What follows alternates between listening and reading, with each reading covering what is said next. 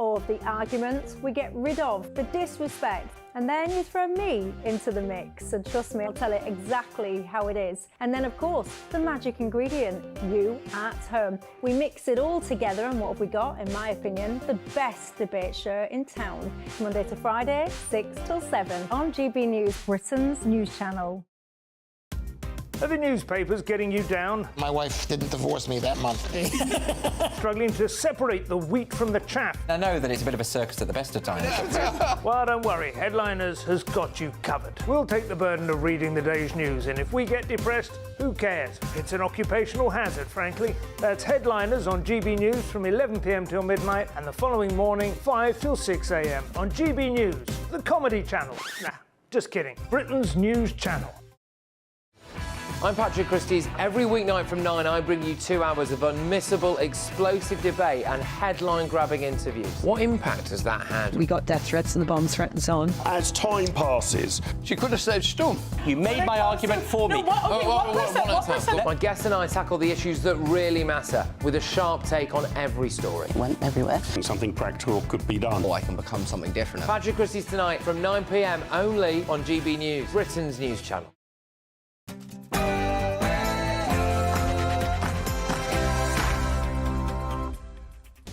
Hello and welcome to GB News Sunday. Hope you're having a wonderful weekend out there. Thank you for joining us this lunchtime. I'm Dawn Neeson, and for the next 2 hours, we're keeping you company on telly, online and on digital radio. Coming up this hour, really cracking show for you. The government must focus on illegal migration, law and order, and avoiding any vulnerability on wokeism. That's the warning from Tony Blair to our new Prime Minister, Sir Keir Starmer. I'm asking, is he right though? Then, will there be a reform youthquake? Well, Nigel Farage seems to think so. Stay tuned to find out exactly what he means by that. And it's come to light that the disastrous radio interview where he called himself a black woman was scripted, with the president knowing exactly the questions he'd be asked. But is it time for Biden to just step aside?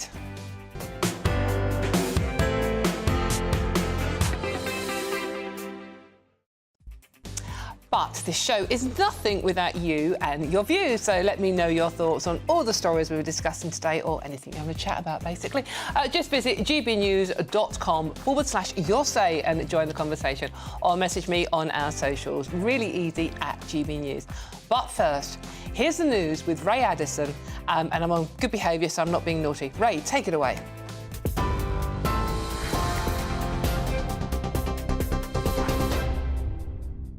Thanks, Dawn. 1 minute past 3. Let's get to our top stories. The Prime Minister is beginning a UK tour as he tries to reset the relationship between Westminster and the devolved nations. First up, Sir Keir Starmer is heading to Edinburgh, where he's expected to meet First Minister John Swinney. The PM says his government will place Scotland at the beating heart of everything it does. He's also promised to turn his back on tribalism and usher in an era of stability and moderation. Likely contenders in the Tory leadership battle are starting to emerge now, using newspaper articles and interviews to say what they think went wrong in the general election. Former Home Secretary Suella Braverman said Rishi Sunak had run an, quote, idiotic strategy and needed to take a tougher line on reducing immigration. Ex-Immigration Minister Robert Jenrick said failing to reduce those numbers was our biggest and most damaging failure. And former Health Secretary Victoria Atkins said the country was still instinctively conservative, with Labour support spread very thinly, quote, like margarine. Suella Braverman says the Tories are facing an existential threat from Reform UK. The former Home Secretary told GB News they lost hundreds of brilliant Conservative MPs because of Nigel Farage's party. She also said there's only room for one Conservative party in British politics. She's urging her fellow MPs to decide what type of party they are and, quote, neutralise that threat. We lost hundreds of brilliant Conservative MPs because of Reform. Millions of our voters were betrayed and angry with the Conservatives, and they went to an alternative, Reform. So I believe whoever's leading the party, whoever's in the party, needs to acknowledge this basic truth, that we are facing an existential threat from Reform. And we need to change ourselves to ensure that we neutralise that threat, that we bring those people back home. Well, Reform UK chairman Richard Tice told us the Tories have had their chance. Well, look, I mean, our progress and success has been self-evident for the last 6 months. They all had the chance to join us, to defect to us, like Lee Anderson did. They decided to stay in the existing Conservative tent. And in a sense, there are consequences to people's decisions. They made that decision, and in a sense, they paid the price. That's what competition is all about. I mean, we came second in almost 100 seats across the United Kingdom. We're now the dominant opposition in the north of England to the Labour Party. So we've made huge progress. And I come back, competition is a fundamental Conservative principle. They should believe in it. So Tony Blair is urging the new Prime Minister to come up with a plan to control immigration. Writing in the Sunday Times, the former Labour leader advised Sir Keir Starmer to introduce digital identity cards to help with border control. So Tony's own attempt to roll out ID cards while in power was unsuccessful. England will face the Netherlands in the Euro semi-finals on Wednesday after beating Switzerland in Germany last night. The Three Lions squeaked past the Swiss on penalties 5-3 after the game ended 1-1 after extra time. The Prince of Wales was among football fans rejoicing as England won, describing the match as nail-biting to the very end. In France, voters are heading to the polls for the second round of elections there, including French President Emmanuel Macron, who cast his ballot. The result is expected to reconfigure the political landscape, with National Rally likely to win the most votes but fall short of a majority. Last Sunday, Marine Le Pen's party scored historic gains to win the first round. They've seen increased support off the back of voter concerns over the cost of living and immigration. In the US, heavy rain has hit parts of Texas ahead of Tropical Storm Beryl making landfall by Monday morning. One eyewitness posted this video from Houston, which shows pouring water and strong winds. Texas has issued a disaster declaration for 121 counties as the storm approaches. Residents have been stocking up on fuel, food and water and put storm shutters up on buildings as well. A NASA crew has left their simulated Mars habitat after more than a year in isolation. The four-person team re-emerged at the Johnson Space Center in Houston after conducting a series of experiments. During their mission, the crew grew and harvested vegetables. They went on Mars walks and simulated communication delays with Earth. 2 more missions are now planned, two for 2025 and 2027. Right, those are the latest GB News headlines for now. I'm Ray Addison. More in half an hour. For the very latest GB News direct to your smartphone, sign up to News Alerts by scanning the QR code or go to gbnews.com/alerts.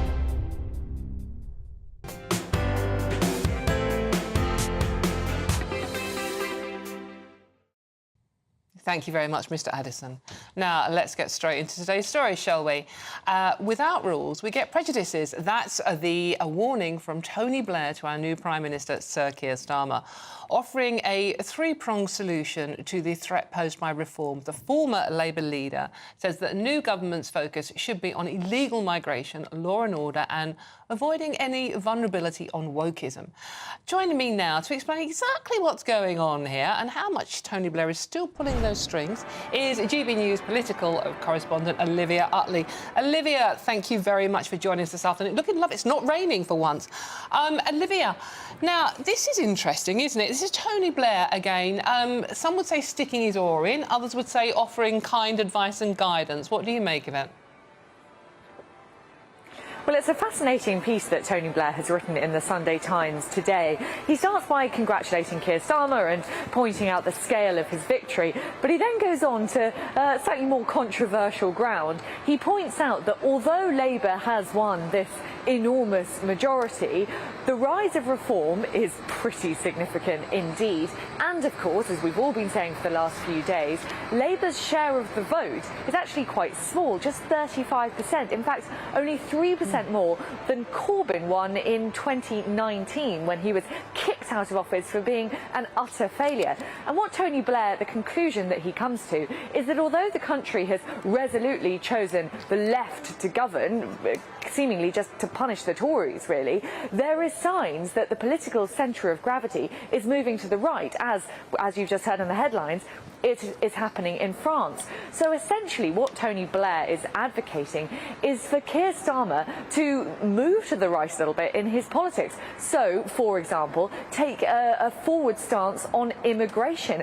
Over the course of the campaign, Keir Starmer stayed pretty quiet about illegal immigration, and you can see why. His route to number 10 was absolutely clear. The Tories were tearing themselves apart. Why would he stand up and talk about a controversial subject like immigration? And in the Labour Party, it really is controversial. There are plenty of people who think that illegal immigration has got out of control, that the borders are essentially porous these days, and that Labour must do something to tackle it. But there are plenty on the left of the party who think that actually illegal migrants to this country should be offered asylum, something which Keir Starmer himself has suggested. Tony Blair, the main purpose of this piece, to me, seemed to be warning Keir Starmer not to go too soft on immigration. I think over the next few weeks we're going to have to hear a lot more from Keir Starmer about what he plans to do about that notoriously difficult small boats problem. And Olivia, it's interesting the term of the phrase wokeism as well. What do you think Tony Blair meant by that? Well, again, the three prongs are about immigration, law and order, and wokeism. Now, those are three issues which traditionally the right is stronger on. Keir Starmer has a big problem, really, within his own party on the subject of sort of wokeism or the culture wars, whatever you like to call it. Personally, I think that Keir Starmer, reading between the lines of what he said, is probably on the kind of roughly the J.K. Rowling wing of the argument when it comes to trans rights. But there are plenty in his party who firmly disagree with him, including, importantly, his Deputy Prime Minister, Angela Rayner. At the moment, as we've heard again and again, I interviewed Keir Starmer about it myself over the campaign, the Labour Party doesn't really have an answer about what it's going to do about women's spaces. I'm using women's spaces as an example of a sort of culture war issue because it is a particularly pertinent one. When you ask Keir Starmer what he's going to do, he says that women's spaces will be preserved under the Equality Act. And then you say, OK, so can a trans woman, a trans woman with male body parts, would they be allowed into a woman's bathroom under Labour? And Keir Starmer doesn't really have an answer. Tony Blair this morning is warning him not to be vulnerable on that issue and issues like it because it is an anathema to the public. Very much so. Olivia Utley, thank you very much there for bringing us up to date on Tony Blair getting involved with the new Prime Minister.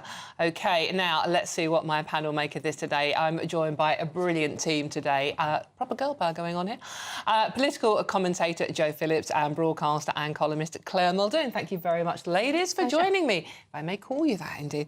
Now, this is not the first time that Tony Blair has been involved, shall we say, in the modern-day Labour Party. Are you worried by him being involved in this one, Claire? Are you worried about how much advice he's giving to Keir Starmer and the Labour Party at the moment? Joe, sorry, Joe. It's all right. We're both looking like... Yeah, sorry. She said Claire, Either but of looked you, at me. but yeah, OK, just anyone testing. will do. Right, OK. No, we're not worried about it. I mean, I think he's got a right to be involved and to have his say. Whether or not Keir Starmer listens to him, that's entirely up to him. I mean, I think, you know, if you go slightly deeper into what he's saying, as Olivia said and all the commentators have said, you know, it's a stunning landslide, but it's very narrow. What's actually happened is that you've seen tactical voting, canny voting, you've seen the end of the massive majorities for any party, actually. So, you know, some of the majorities are now down to just a few hundred or even less. Very much so, yes. So, actually, you know, you haven't got the security. You know, you only need a couple of by-elections and something. And it's not just reform. I mean, you know, I know everybody wants to talk about reform on GB News, but there are other parties. You know, the Greens have got 4. Lib Dems have got their most amazing success. As well. And the Independents. Certainly in the Midlands. But I think this issue about wokeism, I think it's quite a sensible warning because the media, the bulk of the British media, as you know, Dawn, as a you know, Fleet Street legend.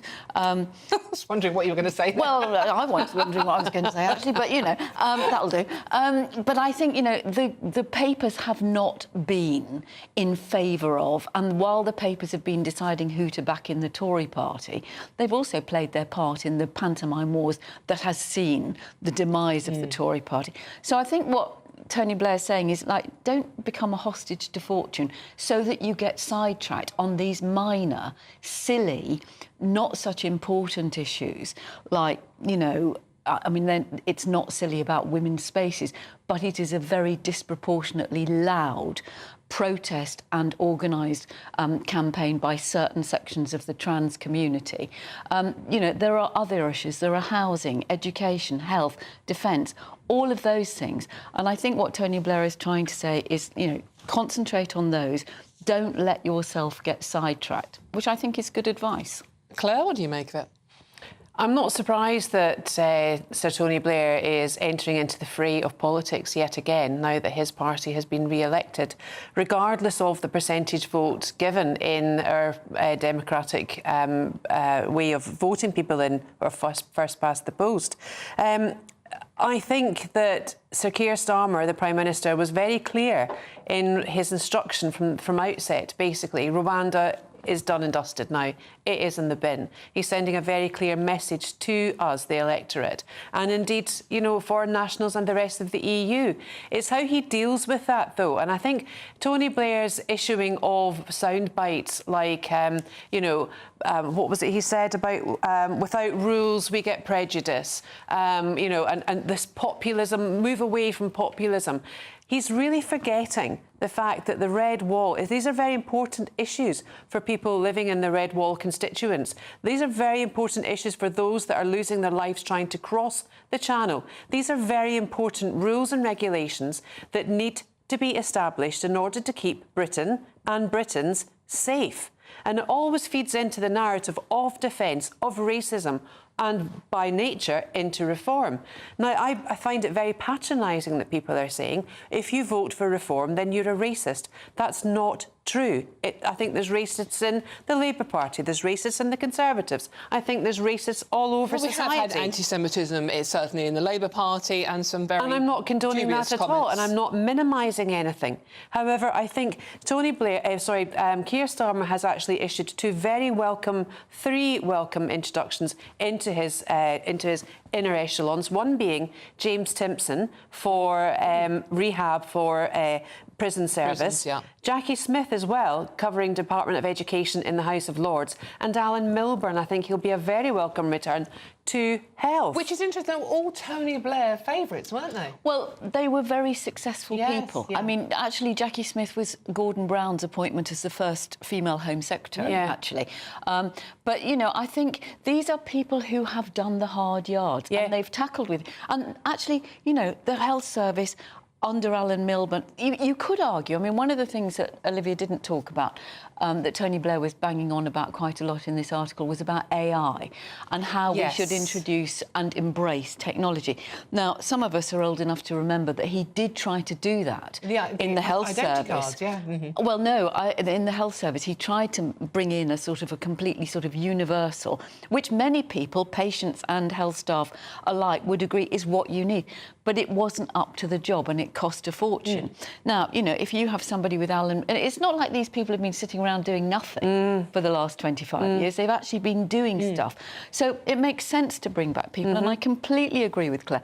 You know, you bring in somebody like James Timpson, and for people who don't know, they'll certainly know his key cutting and well, he's now cut the key to unlock the issues in our current day prison service and the reform. And that third, when he broke it down to thirds of people really ought to be in prison because of the heinous crimes they've committed. The second third might not have to be there, but they've got perhaps mental health issues that have affected their choices in order to put them in prison. And then you've got the other third, mainly women. Yeah, absolutely. Well, and then you've got, you know, endless cuts to probation services or outsourcing to private companies to run prisons. Yeah. I mean, are we surprised at what's going on, the terrible sexuality of women prison guards committing acts against men? It's just disgusting. Well, and if you read Rory Stewart's book, which I thoroughly recommend to anyone who's interested in politics on the edge, Rory Stewart was a prisons minister in previous Tory government,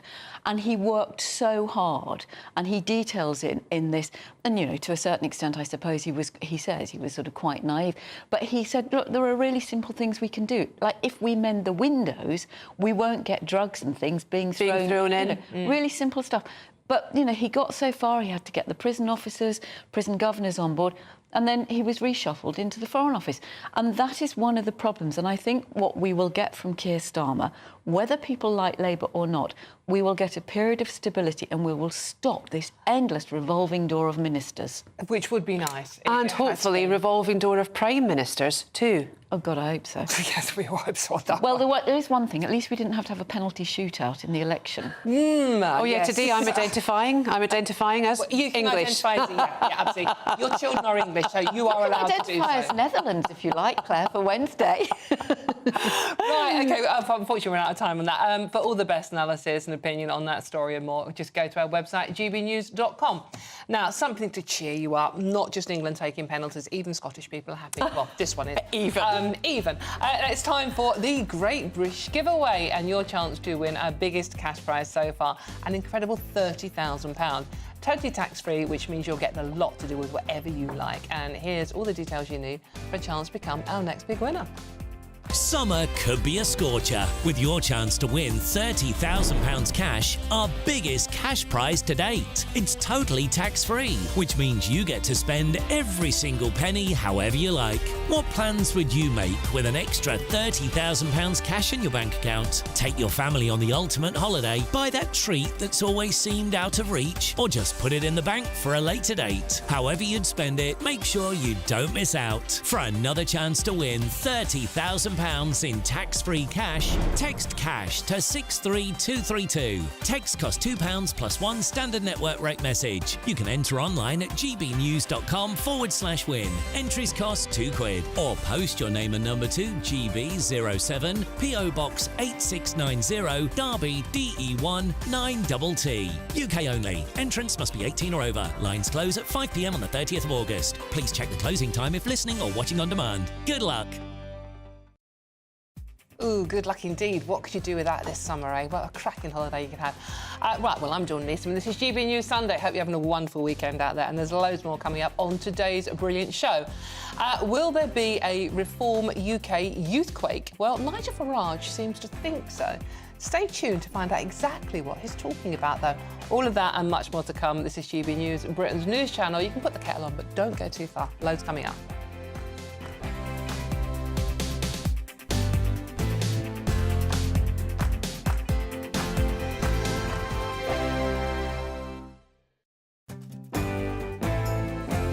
I'm Emily Carver. This is GB News, Britain's news channel.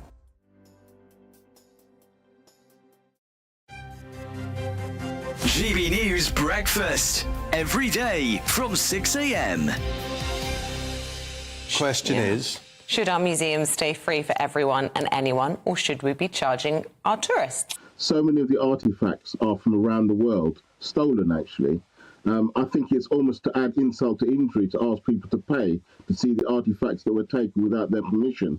One of the things that the museum set itself up for is a kind of World Heritage where you can see the stuff they took from your country free of charge, because the British state's willing to do that. Is one of the reasons why we hold on to many of the artefacts from around the world instead of giving them back. I mean, that's a noble argument, Wayman, but none of the other countries in the world that also contain artefacts from all over the world indulge in that, do they? We still have to pay to see anything that's come from the UK that might be overseas? No, but the absolute truth is that we've stolen a lot more over many more years than anybody else, because we're a very, we had a very, very big empire, and during that time, taking things from other countries without their permission. And I think our wonderful country, the United Kingdom, is the cradle of modern civilization, not of the ancient world, but of the modern world. You know, for centuries, we've contributed things to the world which has spread out around the world, and the influence that we've put upon countries around the globe has been massively significant. I think it's a privilege for people to be able to come to this country and track the history of our country through our museums. I can't understand why they've ever been free. The upkeep of museums runs into hundreds of millions of pounds a year. Somebody's got to maintain them and keep them good. Somebody's got to go around the world and collect the artifacts which are in our museums. And I've always have the adage in life, if something is free, it's probably not worth having. The People's Channel. I'm Martin Daubney. This is GB News, Britain's news channel.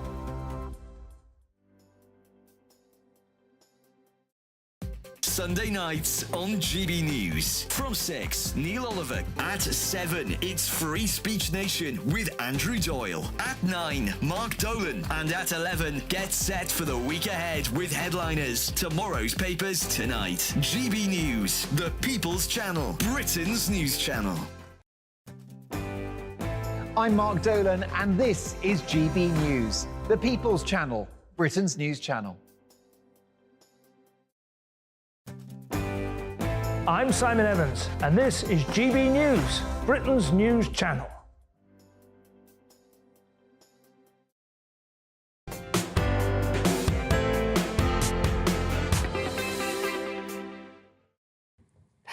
Welcome back to GB News Sunday with me, Dawn Neeson, on your telly, online and on digital radio. Hope you're having a wonderful weekend out there.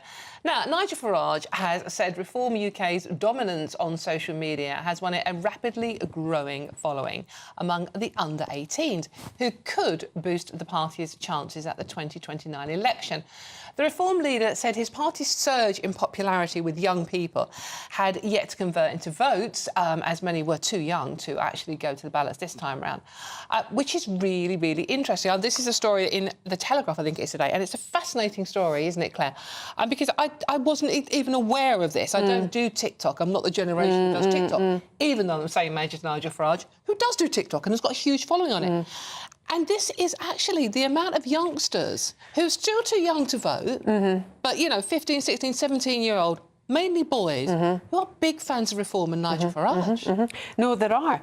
They are. And the other funny thing about this is that it was before the general election on Thursday, the Reform Party were the party that was the party of TikTok. Now, it's a very, very, very attuned thing for them to have done from a PR point of view, because it's worked, they've engaged. But the reality is, we've got journalists like Beth Rigby asking Nigel Farage, what do you think about Andrew Tate?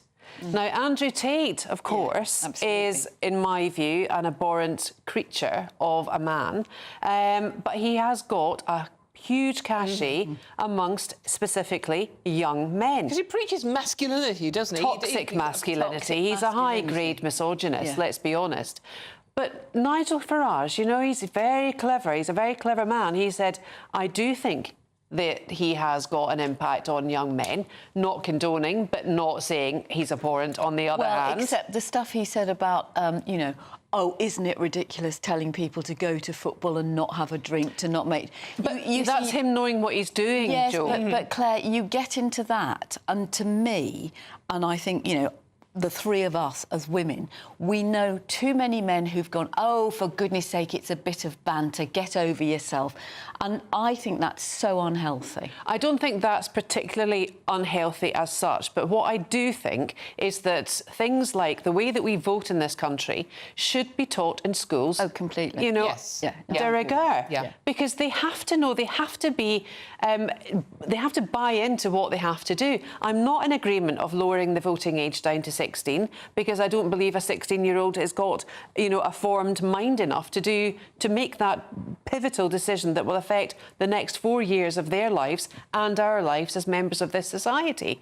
However, I think it's wonderful that he's getting them engaged, and as we rightly said, for Reform and Farage, it's mostly young lads, but for the Green Party, it's mostly young girls. Young women. This is a poll by JL Partners, by the way, that would put Reform in second place behind Labour among 16 to 17-year-old young men, with 23% saying they would vote for the party. And, you know, going back to what you were saying just now, Jo, this was that comment about going to football and being a boy, boys will be boys. It took place in a boxing gym in Clacton, which is obviously Nigel's constituency. And he was saying, you know, talking about the emasculation of young men to a captive audience. And that's when he came out of the football quote. You know, go to Germany, have a few beers, enjoy yourself, you know. And who's telling you can't make jokes about the Germans? Of course you can. He, as Claire said, he's not stupid. He knows what he's doing. He knows how to talk to that people. But his followers don't. always. And I think that's... Isn't that quite a patronising thing to say, well, Jo? Not really. I mean, we saw it. They had to get rid of 3 candidates at least who had said appalling things. I mean, you know, we've talked about wokeism just now, and I know we're going to talk later about the appalling attacks and threats of Jess on Jess Phillips. Yeah, female MPs. If you cast your mind back in time, you know, there was a time when all the papers were sneering at Harriet Harman, calling her Harriet Harperson, and Moves for Equality, which is about equal pay and, you know, things like that. Actually, it was sneered at. So I think it's dangerous. I think if you can say to people, oh, boys will be boys, that's OK. But they also need to understand that doesn't give them free rein. But on the upside of it, I think anything that engages young people with politics is good. And I would, you know, personally, I would lower the age to 16, but I would make it compulsory. Claire, you said that you think it's quite patronising, what Jo said, about young men not actually being able to make their minds up. What do you mean by that exactly? Well, I just mean that we're forming these young characters. Lads, haven't you? I've got one lad, I've got 3 girls, and my boy's my youngest. And I think it'd be quite patronising for him to have received from the mainstream media, look, you know, what this man said is wrong, don't take his view, form your own. If you're asking them to form their own, they're going to come up, surely their parents and from their home, they should have the values and the virtues in order for them to live, and live extremely well and very good, kind lives. So for all this bluster about, yeah, you go to the footy, boys will be boys, there is a differential here, and I'm afraid it's had to come back to maybe this hostile, misogynistic, sexist language in order for the boys to actually find out a place where they are in society. Because at the moment, a lot of them are disenfranchised and they don't have their place. They don't know what to do. They don't know how to behave. They don't know which way they're supposed to behave for fear. For fear, Jo, of being cancelled or being shouted at or being called names. Yes, that's fine, but I think, you know, what I'm saying is that it's all very well for somebody of 60 who is, you know, he's a smart communicator, but not everybody is. And there are people out there, let's say Frank Hester, for instance, you know, let's move away from reform, talk about a man who gave millions of pounds to the Tory party, said appalling things about Diane Abbott, and it took days for Rishi Sunak to even condemn it as racist and misogynist.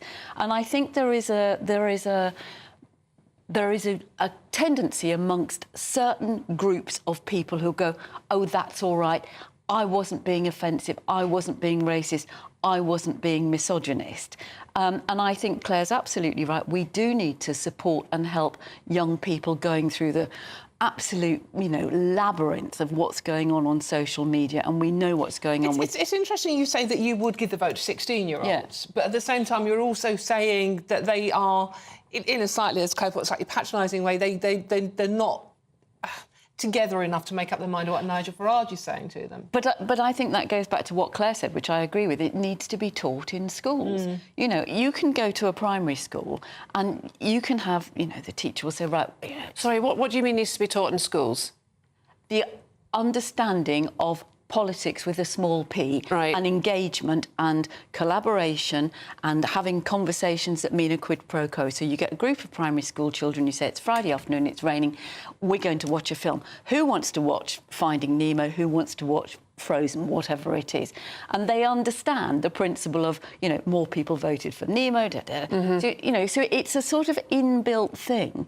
But if you grow up without anybody actually talking about politics other than saying, oh, they're all the same, it's not going to make any difference, it's really hard for young people to find out what happens in politics. Well, and how it according to you, they works. get cancelled if they take instruction or they take advice from someone like Nigel Farage, especially if they're male. Well, let's move away from Nigel Farage for a little bit and look at, you know, if you look back, Jeremy Corbyn appeared at Glastonbury. He got a huge youth following. As did Tom Watson.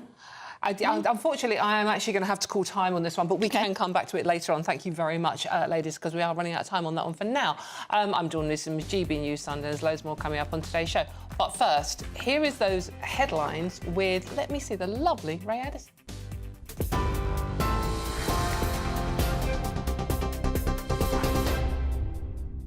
Thanks, Dawn. 1:32.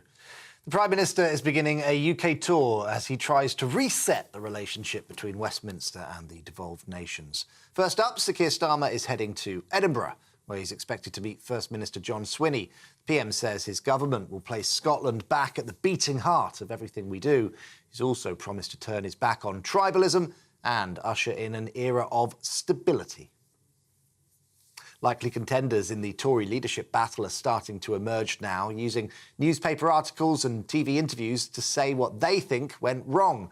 Former Home Secretary Suella Braverman said Rishi Sunak had run a, quote, idiotic strategy and needed to take a tougher line on reducing immigration.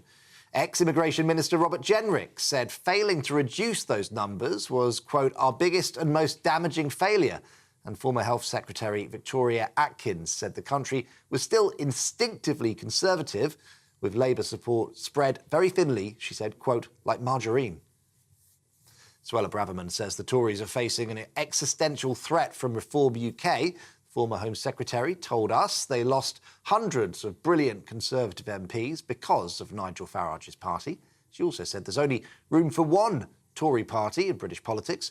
She's urging her fellow MPs to decide what type of party they want to be and neutralise that threat. England will face the Netherlands in the Euro semi-finals on Wednesday after beating Switzerland in Germany last night. The Three Lions squeaked past the Swiss on penalties 5-3 after the game ended 1-1 after extra time. Prince of Wales was among football fans rejoicing as England won, describing the match as nail-biting to the very end. Those are the latest GB News headlines for now. I'm Ray Addison. More in half an hour. For the very latest GB News direct to your smartphone, sign up to News Alerts by scanning the QR code or go to gbnews.com/alerts.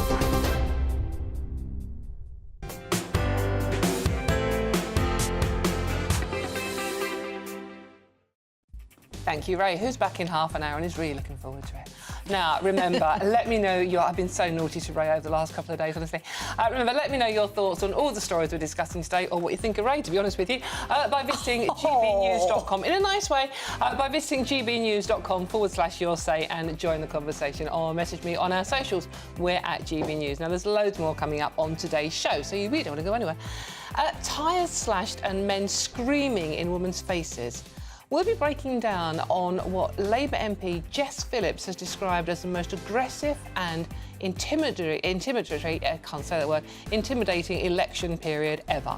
All of that and much more to come. I'm Dawn Neeson. This is GB News, Britain's news channel, and don't go too far, loads coming up.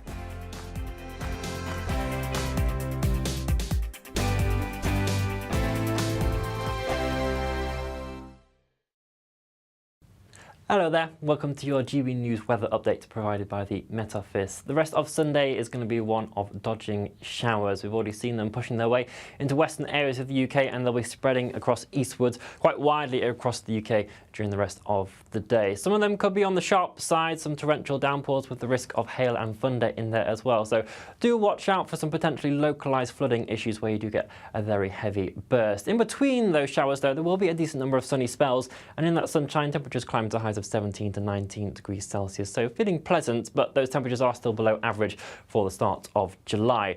The showers will continue on into this evening as well. If you're at Wimbledon or the British Grand Prix at Silverstone, do make sure you've got your umbrella at hand. They'll still be around at times. Some of the heavier showers perhaps for Northern Ireland into Northern England and Southern Scotland as well this afternoon and evening. For the far north of Scotland though, it will be a bit of a cloudier day, particularly the Northern Isles, some patchy rain and drizzle around and a slightly brisker wind around as well. The showers will eventually ease off as we head into the rest of the evening and overnight. Some quite clear skies for the vast majority of the UK, and underneath those clear skies temperatures are actually going to tumble down quite a bit. Quite a fresh night for the start of July. Most of our towns and cities still holding up around 9 to 11 degrees Celsius, but we could actually see temperatures down as low as 3 or 5 degrees Celsius in some rural spots, so quite nippy to start off the new working week. It does mean, though, there'll be a decent amount of sunshine. First thing, particularly the northern half of the UK, Monday is looking like a rinse and repeat scenario. The showers will develop as we head throughout the day, again, occasionally on the sharp side, but with some sunny spells in the middle. For the south of England, though, and Wales, we're going to start to watch this rain pushing its way in and turning bleak and gloomy. Underneath that cloud of rain, feeling quite cool as well, but some sunshine in the central areas, seeing 21 degrees Celsius. We'll watch, though, as that rain begins to push its way northwards throughout the rest of this week, remaining quite unsettled. Bye-bye. Good afternoon, Britain. Your lunchtime update on the stories that matter across the UK. From breaking news and insightful analysis, inspiring stories and lively debates. Are you comparing yourself to a former Prime Minister? Which is it? Stay informed, stay updated, stay entertained. I just don't know how anyone would not want to be there. Every weekday from midday. We are Good Afternoon Britain, only on GB News. Britain's news channel. Hello there, I'm Eamon Holmes. Thank you for joining us on GB News, Britain's news channel. Join me, Nana Akwe, for an informative, interactive news programme with a difference. It's fun. It's true. You're not wrong. No one will be cancelled. Lovely. Join me from 3 p.m. every weekend, only on GB News, Britain's news channel.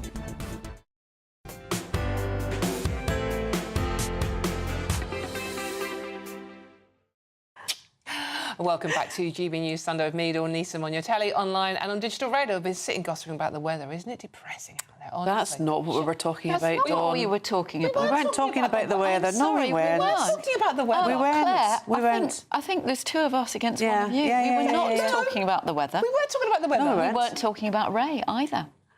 Oh, well, no, we can't. We can't. No, talk about we were Ryan. talking I've been warned. we were talking about good places to eat and drink around the country. Yeah, and the weather.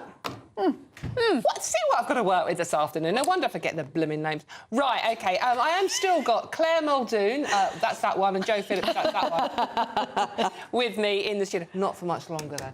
Now, with the dust settling after the election, we can focus on some of the more troubling elements that came from what Labour MP Jess Phillips described as a horrible campaign. She secured re-election in her Birmingham Yardley seat, but faced heckles and boos as she gave her acceptance speech. Here's what she had to say after that ordeal. It was an absolutely horrible campaign, the most aggressive, most intimidatory, not just of me, but of the people in my constituency, people being intimidated, people being told that God will judge them if they vote a certain way, which is an electoral offence. Yeah, it's been pretty awful. Some of my activists had their tyres slashed on election day. I watched Joe's speech, and this isn't about politics. I don't care which side you support in this one, by the way. This is about humanity. Yeah, absolutely. It's about women, mostly, being targeted by men. And what Joe had to say in particular really struck home. And you watched her acceptance speech, and she was heckled by men in the audience. Very, very intimidating. And she's not the only one. Claire, I mean, as a woman and as a person, a human being, it was upsetting. It was disgusting.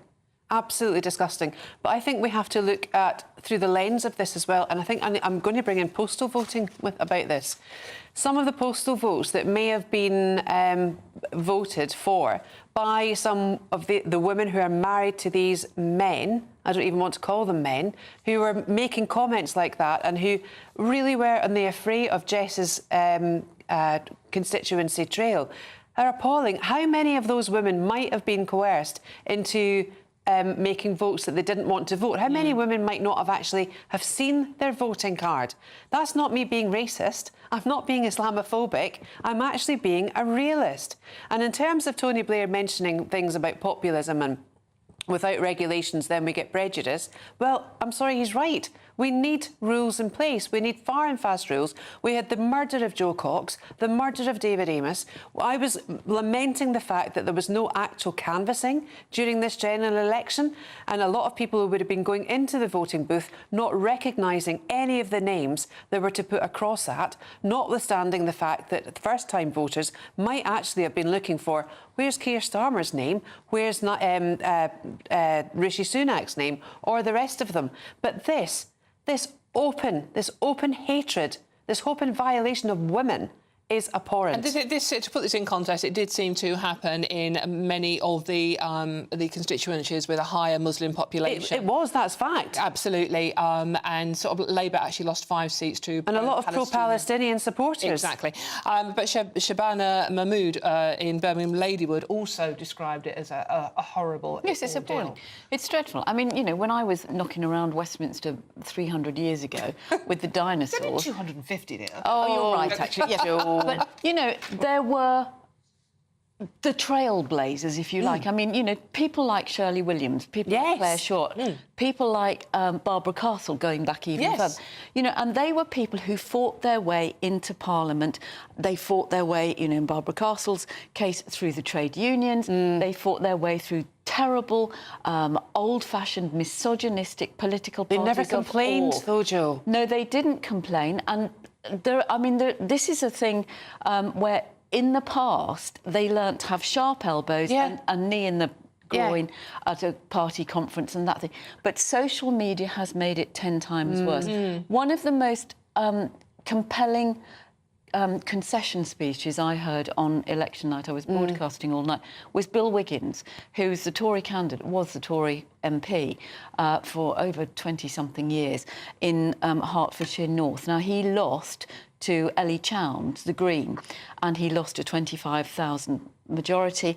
But the thing that he said in a very, very gracious concession speech was that she must be allowed to go about her business and deal with the constituency and constituency members of all parties, people who voted, people who didn't vote, people who supported the Greens, who didn't, you know, and he mentioned David Amess and Jo Cox, and I thought that was really fantastic, you know. And unfortunately, I think politics, largely, you know, social media and the mainstream media has fuelled this divisive, nasty, offensive, take offence, get something out there. Do you think that's because people are disillusioned and disenfranchised with politics and politicians because they've not been as robust and as legitimate in their claims and the way they've gone about their own, one, personal life and two, professional life, that people are actually just sickened by them? Well, and I'm in no way minimising what's happened to Jess here. I mean, in general.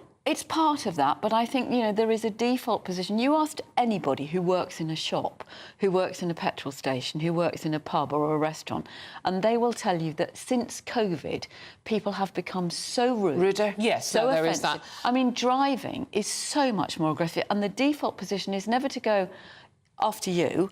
It's, oh, I've got right of way. You know, you see people, little things, driving, they won't stop to let another car through. Their automatic reaction is to mount Just the very pavement. quickly, ladies, how much do you think this has to do with the cultural differences between, in this case, the Muslim community and sort of like, you know, the Western way of living? Huge. And I would actually like to see an academic essay written about the impact of immigration on democracy. Because this is starting to impact on democracy. These attitudes from predominantly Muslim men in really strong, cuckolded constituencies that are being allowed, you know, to comment on this. But I would rather they actually do it and we can report it than them doing it underhand and we not see it happening. I would rather that we know what we're dealing with. Unfortunately, we've run out of time on that one, but let us know what you think. It is, as I said, if you watch the Jess Phillips clip, is actually online if you want to have a look at it. It's actually very upsetting if you believe in democracy.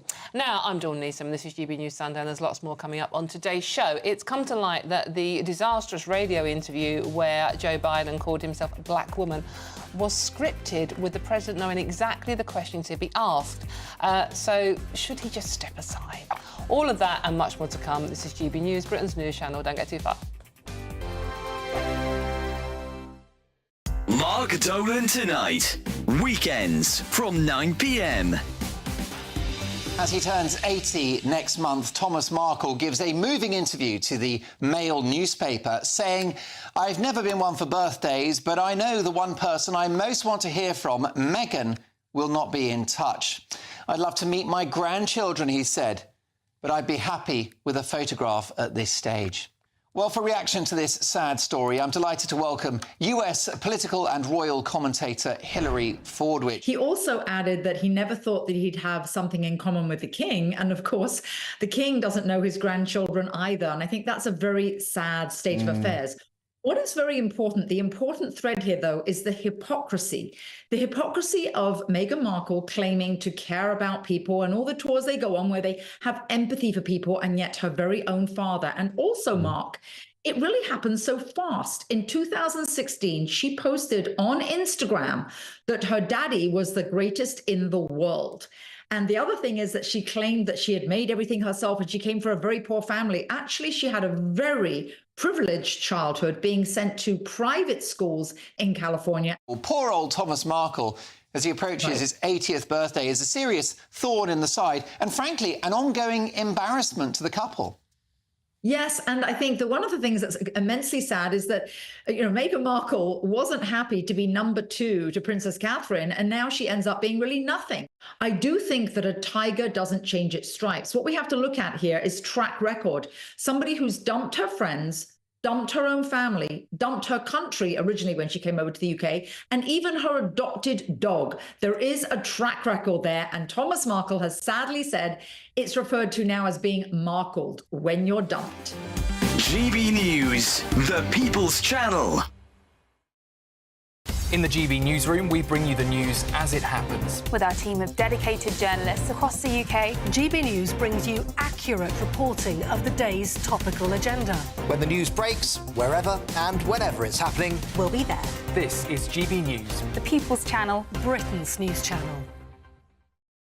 Sunday nights on GB News. From 6, Neil Oliver. At 7, it's Free Speech Nation with Andrew Doyle. At 9, Mark Dolan. And at 11, get set for the week ahead with headliners. Tomorrow's papers tonight. GB News, the People's Channel, Britain's news channel.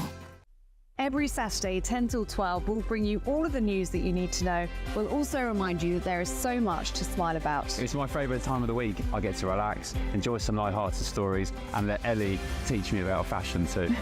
That's Saturday Morning Live, every Saturday, 10 till 12. Only on GB News, Britain's news channel.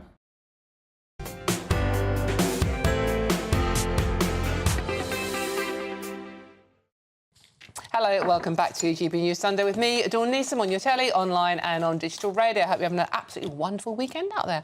Now, more bad news for Biden. It's come to light that the disastrous radio interview where he called himself a black woman was scripted, with the president actually knowing exactly the questions he'd be asked. Let's remind ourselves of what he said. By the way, I'm proud to be, as I said, the first vice president, first black woman, served with black president. Ooh. Now, we know what he meant by that, don't we? He was talking about sort of like Kamala Harris, his deputy, but he just got a bit confused in his words. I mean, what do you think when you hear him at the moment, Jo? I think it's really sad. And it's not an age thing. He's the same age, as I keep saying, he's the same age as Paul McCartney. You know, he could be in the Rolling Stones. Yeah, absolutely. And it is quite clear that, you know, there is something terribly, terribly wrong. I think his wife, Dr. Jill Biden, may be, you know, the baddie in all of this. She could be the Lady Macbeth, because anybody who cared about somebody would not subject them to this ridicule. And it's almost as though, you know, I know it's a different system in America, where here there would be the men and women in grey suits going around and saying, look, it's time to stand down. But, you know, the Democrats should have had somebody lined up when he was elected the last time round so that they'd got a succession. And here we are, just weeks away. Literally. It's awful. Yep. And, you know, the threat of Trump is shocking. And the debate we had the other day, we heard all that, and that was embarrassing as well. It's terribly sad. Elections in November, we're running out of time. Now, I never subscribed to the Yoko Ono theory that it's always there's a woman behind a man doing something wrong. But, I mean, is it Jill Biden? I mean, surely... You know, crazy, power, crazed Lady Macbeth Biden, I think it is. I really, really do. Sit on the fence more, Claire. You I always mean, say honestly. that to me. There are no fences No, at that's GB true. News. Well, I you don't- know that. no, that's true. I'd get a splinter otherwise. No, seriously, it's really wrong, and it is incredibly sad, as Joe has said. It's, you know, this is going to be... He is the leader of the free world. Even CNN, that is mostly democratic, of course, we've got Fox, that are more Republican in nature and in output. This is not rocket science. This is not front page news. The whole world can see what's happening in American politics at the moment. And you would want Joe Biden to be more than a meme. And unfortunately, that is what he's becoming. What do we make of the fact that Joe Biden got in touch with our new Prime Minister, Keir Starmer? Congratulations. But Donald Trump simply just congratulated Nigel Farage. Well, does it surprise you? I mean, you know, the thing is, Donald Trump first time round was bad enough, but he'd got relatively sensible people around him. This time round, he won't have. He'll only have crazies, and it is very, very dangerous for the rest of the world. And Trump, since that debate, is the polls are widening? Well, of course. Yeah. Trump will be the next president of the United States, and whether it be behind bars or not, such is their statute. And this is the Trump our new Foreign Secretary, David Lammy, called basically a Nazi. Oh, well, look, don't bring David Lammy into it. As Foreign Secretary, hang on a minute. As Foreign Secretary, you would hope that he'd be able to find countries. He can't even find a cervix, ladies. We have to... We're talking about more of that later. I'm Dawn Neeson with GB News. More importantly, let's find out what the weather's doing, shall we? Here's Jonathan. A brighter outlook with Box Solar, sponsors of weather on GB News. Hello there, welcome to your latest GB News weather forecast provided by the Met Office. We've had some showers around today and they'll be continuing on as we head into this afternoon and evening. Some of them still on the sharp side for the next few hours or so do just watch out for those, but they'll be easing their way off as we head into this evening and overnight. Quite clear skies for many of us, with a few mist and fog patches possible, and underneath those clear skies as well, temperatures will be dropping their way off quite a bit. A chilly night for the start of July. Towns and cities still around 9 to 11 degrees Celsius, but rural spots perhaps even as low as 3 to 5 degrees Celsius, so nippy to start off the new working week. But for many of us, particularly the northern half of the UK, it will be quite a bright start to the new working week. Away from the far north of Scotland, where there will be a bit more cloud around, some outbreaks of rain and drizzle in there. But certainly for much of Scotland, Northern Ireland, Northern England, there will be some sunshine to kick off the day. A few showers eventually developing as we head into the latter stages of the morning and the afternoon. In the south, though, we are going to be watching as this rain slowly pushes its way in. It will be turning quite bleak and gloomy for southern areas of England and eventually into southern Wales as well later on. And the rain will slowly push its way in from the south, with some brisker winds developing, perhaps 30-35 mile an hour gusts along the southern coast of England later on into the afternoon. Feeling quite cool underneath that persistent cloud and rain. Temperatures perhaps not climbing as much as 15 or 16 degrees Celsius. But further north, where we see the sunshine, actually might see 20-21 degrees Celsius. That's more around where we should be for this stage of the year. The rain in the south is all due to this area of low pressure that is sweeping its way in from the southwest. It is going to make very slow progress northwards as we head throughout to the end of Monday and eventually into Tuesday. But it will be eventually moving its way into Wales, and then as we move into the overnight period, Northern England, Northern Ireland and potentially Scotland later on. So certainly from Tuesday onwards, it's looking more widely unsettled with rain and showers for many of us. Perhaps a little bit drier as we head towards the end of the week, Thursday onwards. Bye-bye. Looks like things are heating up. Boxed Boilers, sponsors of weather on GB News. Thank you very much. Honestly, it's all going on here. Thank you very much, Jonathan. And there's loads more coming up on today's show. It's really crack fun. Right, now, Sunak had idiotic policies and Tories took voters for mugs. Suella Braverman takes aim at the former Prime Minister as she potentially launches her leadership campaign. All of that and much more to come. I'm Dawn Neeson. This is GB News, Britain's news channel. Put the kettle on, grab a beer. Don't go too far, though. See you soon.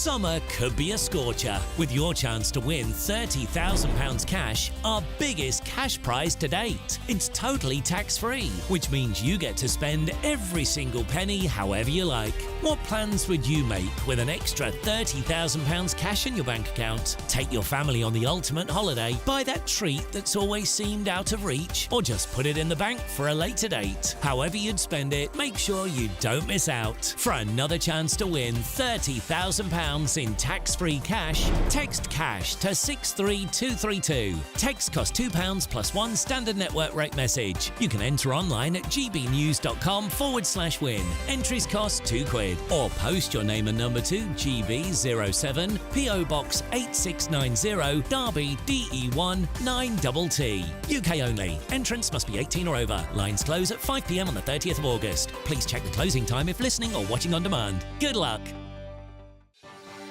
Martin Daubney, weekdays from 3 p.m.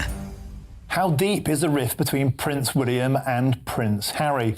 Well, it's been reported that Prince William is refusing to speak to Prince Harry and has even taken on the role of disciplinarian, which was once, of course, the job of Prince Philip.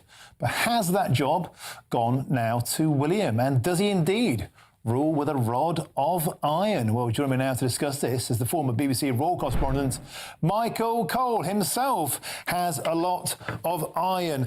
Do you think this is a fair approximation of the character? After all, Michael Cole, surely the palace could do with a firm leader at the moment. Is Wills the man?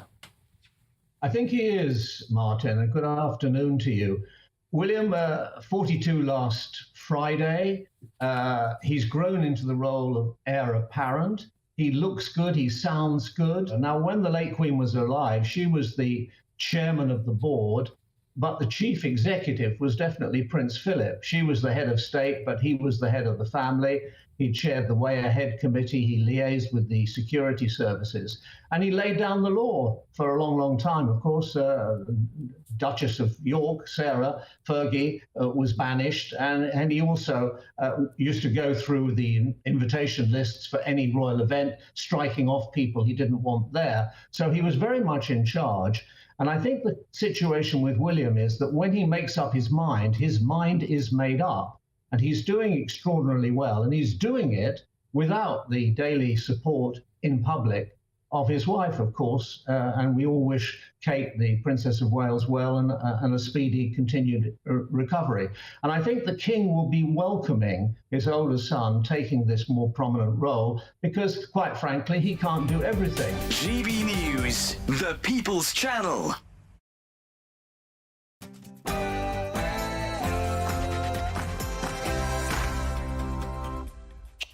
Welcome back to GB News Sunday. Hope you're having a wonderful Sunday out there. Thank you for joining us this lunchtime. I'm Dawn Neeson. For the next hour, I'll be keeping you company on TV, online and digital radio. And we've got a really, really brilliant show for you.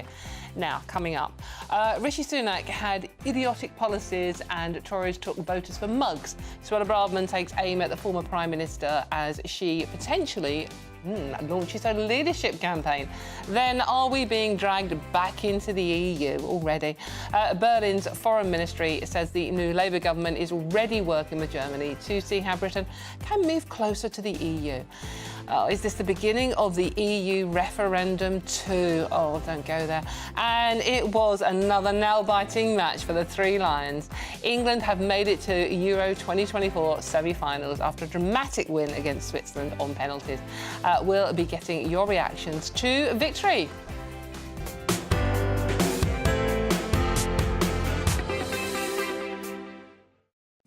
But this show is nothing without you and your views, so let me know your thoughts on all the stories we're discussing today, or just have a chat, basically.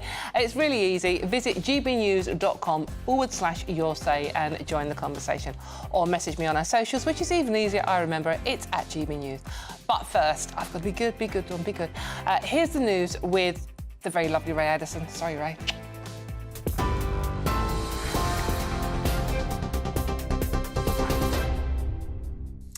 Contacting HR. It's 1 minute past 2, our top stories this hour. The Prime Minister is beginning a UK tour as he tries to reset the relationship between Westminster and the devolved nations. First up, Sir Keir Starmer is heading to Edinburgh, where he's expected to meet First Minister John Swinney. PM says his government will place Scotland back at the beating heart of everything we do. He's also promised to turn his back on tribalism and usher in an era of stability and moderation. Likely contenders in the Tory leadership battle are starting to emerge, as we've been hearing, using newspaper articles and interviews to say what they think went wrong. Former Home Secretary Suella Braverman said that Rishi Sunak had run an idiotic strategy and needed to take a tougher line on reducing immigration. Well, ex-Immigration Minister Robert Jenrick said failing to reduce those numbers was our biggest and most damaging failure, and former Health Secretary Victoria Atkins said the country was still instinctively conservative and that Labour's support was spread very thinly, quote, like margarine. Suella Braverman says the Tories are facing an existential threat from Reform UK. Former Home Secretary told GB News they lost hundreds of brilliant Conservative MPs because of Nigel Farage's party. She also said there's only room for one Conservative party in British politics. She's urging her fellow MPs to decide what type of party they are and, quote, neutralise that threat. We lost hundreds of brilliant Conservative MPs because of Reform. Millions of our voters were betrayed and angry with the Conservatives, and they went to an alternative. Reform. So I believe whoever's leading the party, whoever's in the party, needs to acknowledge this basic truth, that we are facing an existential threat from Reform. And we need to change ourselves to ensure that we neutralise that threat, that we bring those people back home. Well, Reform UK Chairman Richard Tice told us the Tories have actually had their chance. Well, look, I mean, our progress and success has been self-evident for the last 6 months. They all had the chance to join us, to defect to us, like Lee Anderson did. They decided to stay in the existing Conservative tent. And in a sense, there are consequences to people's decisions. They made that decision, and in a sense, they paid the price. That's what competition is all about. I mean, we came second in almost 100 seats across the United Kingdom. We're now the dominant opposition in the north of England to the Labour Party. So we've made huge progress. And I come back, competition is a fundamental Conservative principle. They should believe in it. So Tony Blair is urging the new PM to come up with a plan to control immigration. Writing in the Sunday Times, the former Labour leader advised Sir Keir Starmer to introduce digital identity cards to help with border control. So Tony's own attempt to roll out ID cards while in power was unsuccessful. The funeral of former Rugby England international Rob Burrow is taking place in Pontefract. The 41-year-old died on June 2nd after a lengthy battle with motor neurone disease.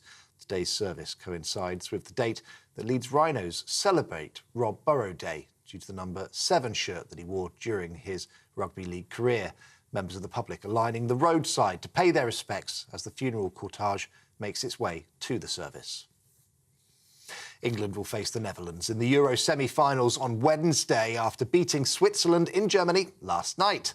The Three Lions squeaked past the Swiss on penalties 5-3 after the game ended 1-1 after extra time. The Prince of Wales was there, rejoicing as England won, describing the match as nail-biting to the very end. In France, voters are heading to the polls for the second round of elections, including French President Emmanuel Macron, who cast his ballot earlier on today. The result is expected to reconfigure the political landscape, with National Rally likely to win the most votes, but still fall short of a majority. Last Sunday, Marine Le Pen's party scored historic gains to win the first round. They've seen increased support off the back of voter concerns over the cost of living and immigration. A NASA crew has left their simulated Mars habitat after more than a year of isolation. The 4-person team re-emerged at the Johnson Space Center in Houston after conducting a series of experiments. During their mission, the crew grew and harvested vegetables. They went on Mars walks and also simulated communication delays with Earth. 2 more missions are planned in 2025 and 2027. Those are the latest GB News headlines for now. I'm Ray Addison. More in half an hour. For the very latest GB News direct to your smartphone, sign up to News Alerts by scanning the QR code or go to gbnews.com/alerts.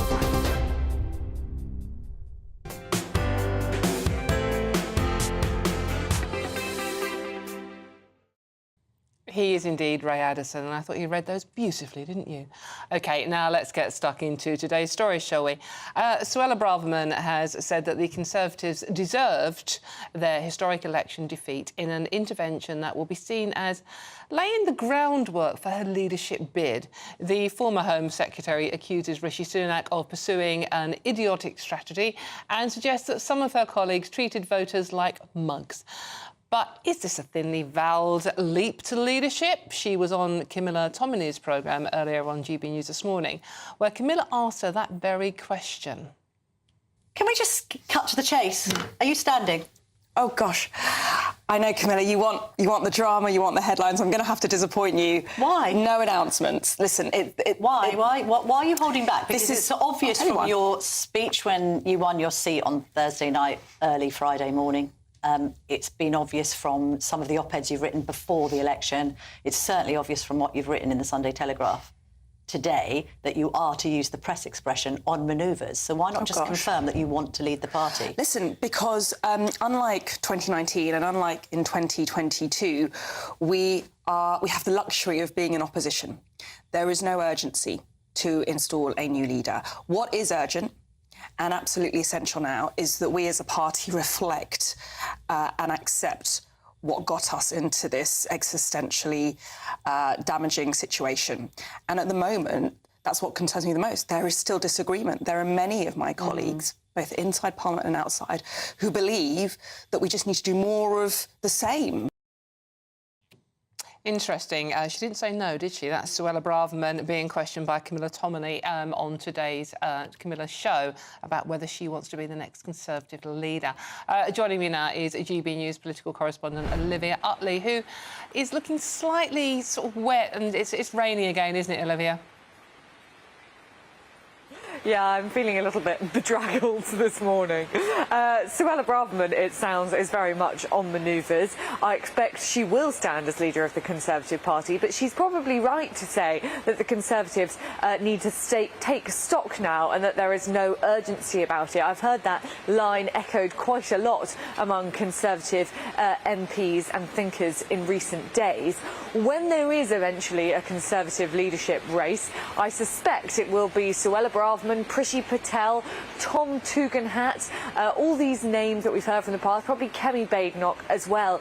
And when it does come to that, it'll be like a sort of fight for the soul of the Conservative Party, because there are two ways that the Conservative Party can look now. They could say, on the one hand, that they lost 250 seats in the last election. In 166 of those seats, the reform vote was higher than the Conservative majority. So if you tack to the right, as it were, get tougher on immigration, perhaps promise to leave the ECHR, then you could get all of those reform votes back, potentially, and win another election.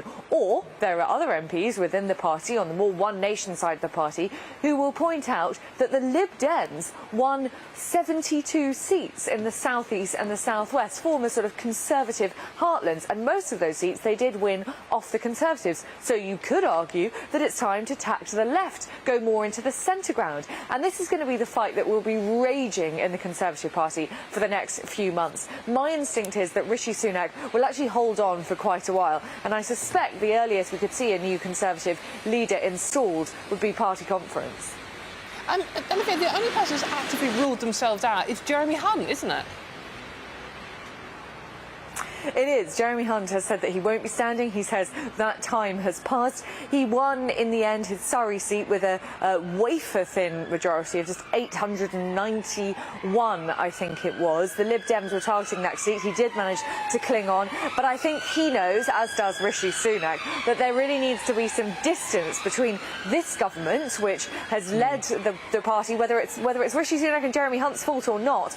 This is the government that has led the party to its worst defeat in its history, and I think Jeremy Hunt and Sunak both understand that there needs to be some distance between them and whatever comes next. Olivia Utley, thank you very much. I'd go and sort of get dry, have a cup of tea somewhere. Olivia, thank you very much, joining us from the rain-sodden streets of Westminster.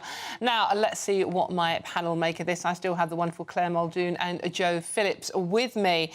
Suella Braverman never held back, has she, Claire? This is fairly strong interview in the Telegraph today. Tories deserve to lose. Well, they did. And they did.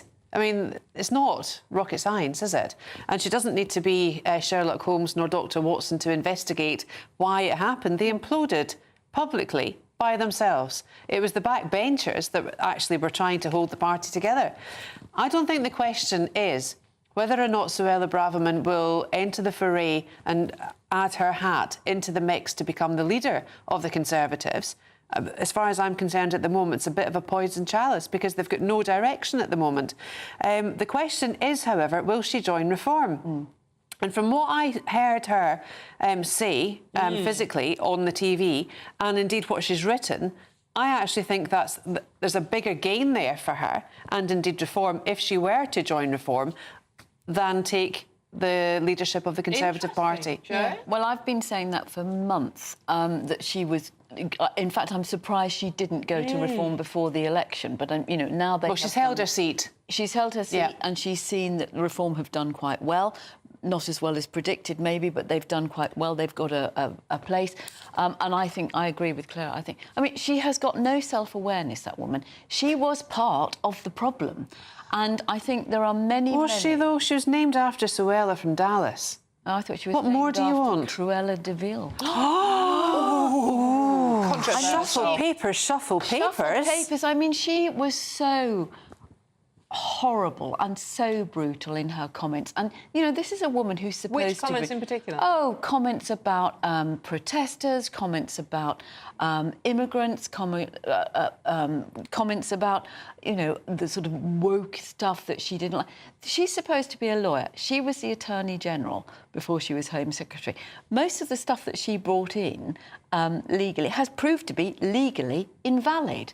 I mean, this is a woman who seemed to think that it was OK to come up with the idea of bringing in a law to stop locking on without the common sense and awareness that actually if it wasn't for the suffragettes who had locked on themselves to protest, she wouldn't have got into Parliament. She wouldn't have been able to vote. Claire, many people would say, yeah, despite her being a lawyer, she actually spoke... Sort of like, She you know, spoke to people. Yeah, absolutely, spoke to the people. She said what a lot of people out there are thinking, certainly with the whole immigration thing. She had her optic dial bang on. That lens in which she spoke through. Oh, she did, Jo. She really did. I mean, she won her seat, for sure, but I think, you know, she is the embodiment of the Tory party moving to the right, following Nigel Farage and Reform. But what about then the Labour Party and Keir Starmer when he was head of the CPS, when rape convictions actually went down on his watch? I mean, there's a lot to be said for, you know, which side... And I hate the term right or left. I hate that term. I agree and I think it's become so disingenuous that people just label people that they don't like the opinions of as, oh, you're right-wing or you're left-wing. Well, why can't we meet somewhere in the middle? And I actually think that's why the Lib Dems have done so well in this election. They've come third. 63% change. Yeah. 12.2% of the election of the vote in this country against the Conservatives, 23.7%. And can I just say, as a matter of in memoriam, how wonderful it is that Charles Kennedy's old constituency went back to Lib Dem from the disgraceful Ian Blackwood and that disgraceful cabal of the SNP. But do you think people are voting for the Lib Dems because of their policy, or are they just voting because they can't bring themselves to vote for the Conservatives? I think they were voting for the Lib Dems. Because the Lib Dems locally, correct me if I'm wrong... Well, having worked for the Lib Dems for an awfully long time, I mean, I worked for Paddy Ashdown and worked with Charles Kennedy, so I hear what you say. People were voting for them, and I think they took a bold decision to have the silly stunts, but they got the coverage. But what they stuck to were two very clear messages: social care and sewage. And neither of the other parties were talking about Not even the Green Party. No, and none of them were talking about that. And as Claire rightly says, they build their base from the bottom locally. Yes. They did really well Which in the I local wish most of them would. And the difference that it will make by having 73 MPs means that they will... they will get an automatic question at Prime Minister's question time. But it also means that they will have members on select committees, which, you know, for those who don't know, select committees are actually the best bits of Parliament because where it's properly held to account.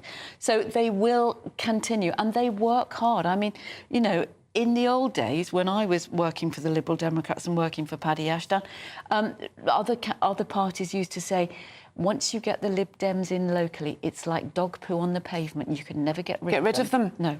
They do concentrate on local issues, it has to be said. Absolutely. And that's what you have to do. Yeah. And that's what, you know, I know we're talking endlessly about reform, but they need to recognise those new 5 MPs. I think Richard ties his because he's now looking for a home in his constituency. Well, maybe, but, you know, they've got to deal with the boring. They've got to deal with the day-to-day.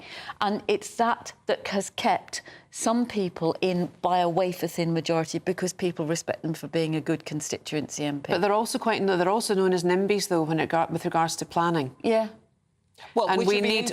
This is going to be really interesting stuff over the next couple of years. Well, actually, I think if we need more houses. Yes, we do. With the Labour Party's plan to override some of the local plans. But there are ways that you can do it. I mean, for instance, we know that since COVID and slightly before COVID, the bottom's fallen out of retail. You look at town centres around the country, empty buildings, empty shops. That could be turned into housing. No, absolutely. So you can change planning rules to allow change of use. There have been a few examples of that already in London, and unfortunately the developers, because it's profit before person, in my view, which is wrong, so wrong. A lot of these buildings, the aircon, a lot of the electrical circuits are built in series, which means if one of them's off, then they're all off. We need architects, professional architects, professional town planners. We need people, we need home economists even brought in to help devise and plan. Yeah. This is such a crucial thing. I think Labour will do that. And interestingly, there's another name we were talking about bringing people in from the past, Nick Bowles, who was a Conservative minister, housing and planning minister. Who, sorry? Nick Bowles. Right. And he is being talked of as coming in to help Labour with their planning policy because, you know, it's so fragmented around the country. And you're right, it does come down to NIMBYism. Yeah. But it's not NIMBYism if you're saying put the infrastructure in first before you build the houses. Well, they tried putting the infrastructure in first with HS2, and look where that is. Right, OK, I've worked that out. Yeah. Let's shuffle papers, girls. Let's shuffle papers. Are we shuffling? Right, yeah, we're not shuffling papers just yet. We're giving money away, which is even better. For the best analysis and opinion on story, stop it, used to. The analysis and opinion on that story and much more, please go to our website at gbnews.com. Now, it is time to escape the Great British Giveaway, your chance to win the biggest cash prize so far, an incredible £30,000. Totally tax-free, which means you'll get the lot to do with whatever you like with it. And here's all the details you need for a chance to become our next big winner.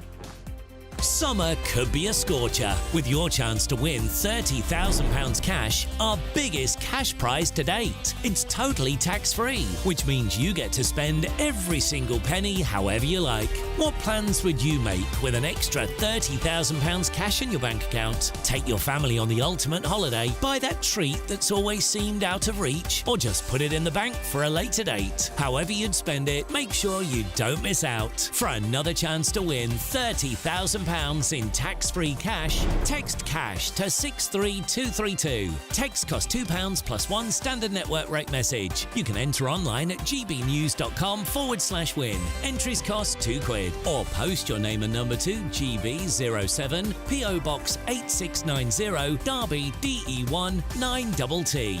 UK only. Entrance must be 18 or over. Lines close at 5 p.m. on the 30th of August. Please check the closing time if listening or watching on demand. Good luck. Oh, good luck. That's going to be a cracking holiday, isn't it? I'm Dawn Neeson. This is GB News Sunday, and there's lots more coming up on today's show. Oh, I hate to ask this. Are we being dragged back into the EU? Berlin's foreign ministry says the new Labour government is already working with Germany to see how Britain can move closer to the EU. Is this the beginning of EU referendum 2? All of that and much more to come. This is GB News, Britain's news channel. And don't go too far, but we are now going to have synchronised shuffling of newspapers. Ladies, go.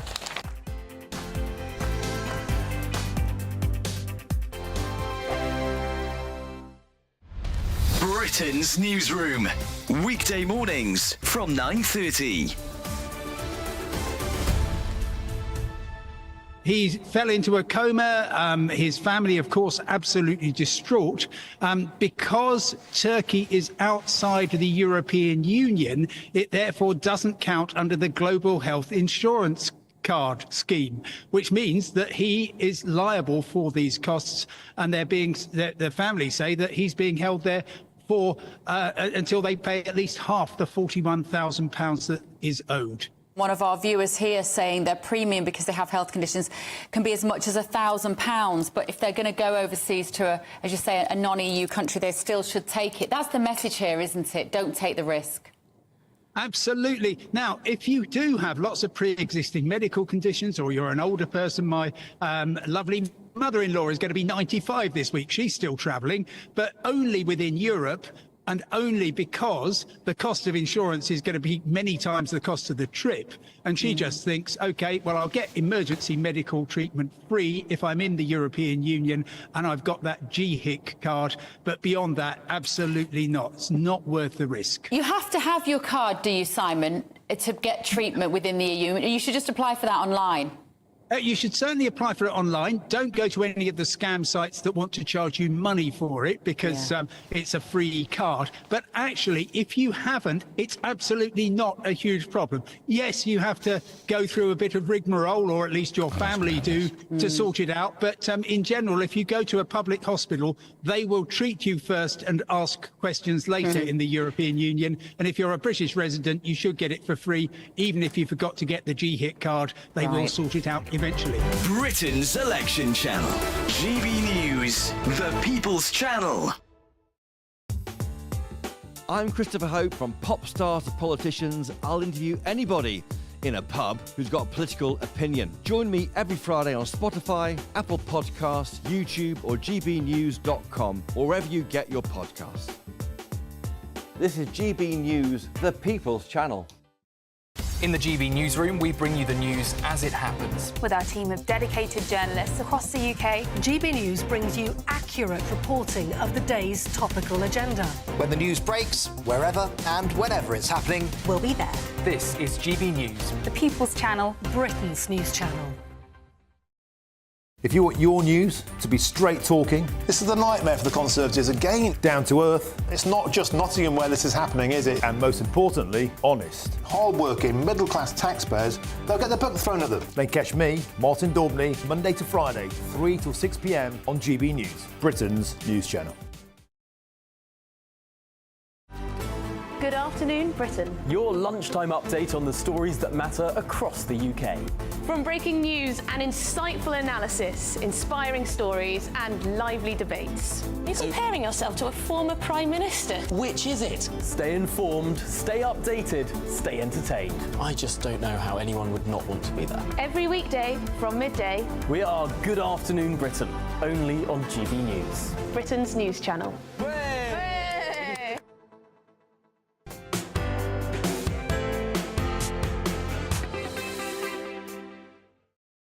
Welcome back to GB News Sunday with me, Dawn Neeson, on your telly, online and on digital radio. Now, by the way, I'm just going to read this out first, by the way. This is Patricia. Hello, Patricia. Thank you very much for watching. Dawn, stop saying tell me your thoughts when you never read them out. Well, Patricia, I've just read yours out, so please do keep them coming in because we do love you. It's just that there's so many of you. It's like finding the really good ones to read out. And Patricia's was particularly good, though, so we have read you out, Patricia. But keep them coming in. Now... We have to talk about the EU, don't we? We have to. It's in the contract once a day. Are we being dragged back into it? Berlin's foreign ministry says the new Labour government is already working with Germany to see how Britain can move closer to the EU. New Foreign Secretary David Lammy says we are not going to rejoin the single market and the customs union, but there is much that we can do together. The trouble is, do you actually believe him? I'm going to come to you first on this one, Joe. That's very complimentary about you. Actually, no, it's not. I'm not reading that one out, Joe. Go on, read it out. No. Is it from Ray? It might mention Macbeth. Is it from Ray? Is it from Ray? Is it from Ray's mum? It's not Ray. It's not Ray. Ray Anderson. I love the newsroom. Who we may have been teasing, or his mum. So let's talk about rejoining the EU because I mean there are hints of it today that. Well, you know that's just nonsense. That's just mischief. It's the Telegraph. It's not me. Well, I know, but you know, it's what they expect. I mean, how long are they going to go? Oh, this is going to happen under Labour. It's over. The election's happened. What needs to happen now is to give them a chance to see whether they can deliver after 14 years of utter chaos and shambles. Which did involve the Lib Dems, by the way. We were talking about them earlier. Yeah. The Lib Dems had their part to play in the coalition for sure, absolutely. And they were punished at the ballot box for it. True. But, you know, they've come back good and strong, as we just said. But I think it is quite obvious that we need to have better trading relationships with Europe. That's not our fault we don't have. Europe got very funny over the divorce and they behaved like spoiled children. No, part of the problem, Claire, is that there was no oven-ready deal. The chicken hadn't even been plucked by Boris Johnson, never mind got oven-ready. There was no deal. There was nothing ready. And even now, after all these years, the small businesses are suffering with extra bureaucracy, inconsistency. Goes back to what we were saying earlier, the constant churn of ministers and changing of minds and changing of priorities. So again, it comes back to this thing of stability. But I think what is interesting is that now, with a Labour government with such a huge majority, Britain is a slight outlier as Europe goes inward and is going away from stability, and we'll see what happens in France tonight. But you know, France is potentially looking at 4 years of absolute nothing. And you say that because the polls opened this morning at 8 a.m. in France because of Macron's short draw of election. We are discussing that after the break indeed, which worries me slightly about David Lammy being Health Foreign Secretary, because he hasn't exactly been complimentary about, well, anyone, really. Is that your starter for 10? Have you seen his, you know, his appearance on Mastermind? I think... Yes, but I mean, he hasn't been complimentary about sort of like, you know, the far-right parties in France or Trump in America. No, he hasn't at all. A diplomat. A diplomat, yes. That's what I'm... And he's the most undiplomatic member of that cabinet that IKEA has formed with Keir Starmer. Well, I think if Keir Starmer was going to move him, he would have done it before now. You can't junk somebody who has been on the shadow. And actually, David Lammy did an awful lot during the D-Day celebrations, which absolutely did for Sunak because of his own stupidity. Well, he did at least stay there. Yeah, well, yes, I know, but I mean, it was actually David Lammy whose relationship with the French. It was, yes, and absolutely. You know, he writes articles in French and all the rest of it, and that was how Keir Starmer happened to be there. I mean, you know, what people say, Kim Darroch, if you remember, Lord Darroch as he now is, was our ambassador to Washington, also said things about how incompetent and how dangerous Trump was, and it was that great statesman Boris Johnson who leaked them, which meant that Lord Darroch had to give up his post and come back to England. Boris Johnson as Foreign Secretary, Liz Truss as Foreign Secretary, they're not exactly covered in glory, so let's give David Lammy a chance. Do you think, Claire, there is a problem? I mean, we are discussing this a bit further later on, but I mean, that Europe as a whole does seem to be shifting more to the right. Oh, they are, while definitely. We have voted Labour. They are, definitely. I mean, you only need to see... And we have David Lammy on that world stage. Again, it goes down to the direction and the wording and the understanding of the word right and far right. I think these have all shifted, and the interpretation of it has all shifted as well. And we've got Meloni in Italy, Macron calling everything today, so they are voting from 8 a.m. this morning. Germany as well is not moving away from the centre.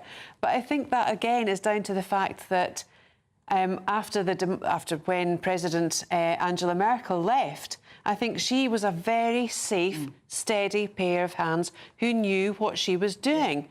Notwithstanding the fact she's a woman, but she was there as a remarkable stateswoman. She was solid, wasn't she? Absolutely solid and stoic. Yeah. OK, she gave stability. That's what we need. And we're not getting it at the moment. No. Erdogan in Turkey wants to get into the EU. Sweden's not in the EU, but are in NATO, and Finland. So we've got the EU battling NATO, war in Ukraine, Putin. I mean, I've got David Lammy now, started for 10. I started, so I'll finish. That was mean. I mean... He does have his good... He gave a press conference saying he's never seen a policeman, and there was a policeman standing behind him. Dawn, come on. The man can't find a cervix, let alone the country. Well, he thinks you can grow your own. To be fair, he does think you can grow your own cervix. I think we should actually be quite serious about foreign affairs, and I think we should actually... But we are! Yes, I know, but I think we should actually give him a chance and see what happens. And I agree with everything that you say, that Europe is in flux. Yes. And we need stability. Well, it may well be that we've now got a stable government in this country. Let's see how. Well, do you know what? I absolutely hope that we have, and I constantly live in hope. Right, I'm just going to read it now because Patricia's nagged me. Hello, Patricia. Thanks. Yeah, touche. We were nagging you as well to Yeah, read I know. out the I'm views. getting it from all angles here, but you know, it's. But this is from Clive. Clive, thank you for getting in touch. On David Lammy, he said, David Lammy is a Britain-hating racist who will destroy our relationship with all of our neighbours and friends. I hope Trump tells him where to get off once he is in power, and the same with Starmer as well. Strong views. Well, that's really grown up and sensible, isn't it? OK, let me know your views on that, and I will read them out, especially if you're called Patricia, because we have a thing now. We like Patricia. We'd like Patricia, we have a thing now. Right, OK. I'm Dawn Neeson, this is GB News Sunday, and there's plenty more coming up on today's show. But first, oh, look, it's Ray Addison, everybody, with the news headlines.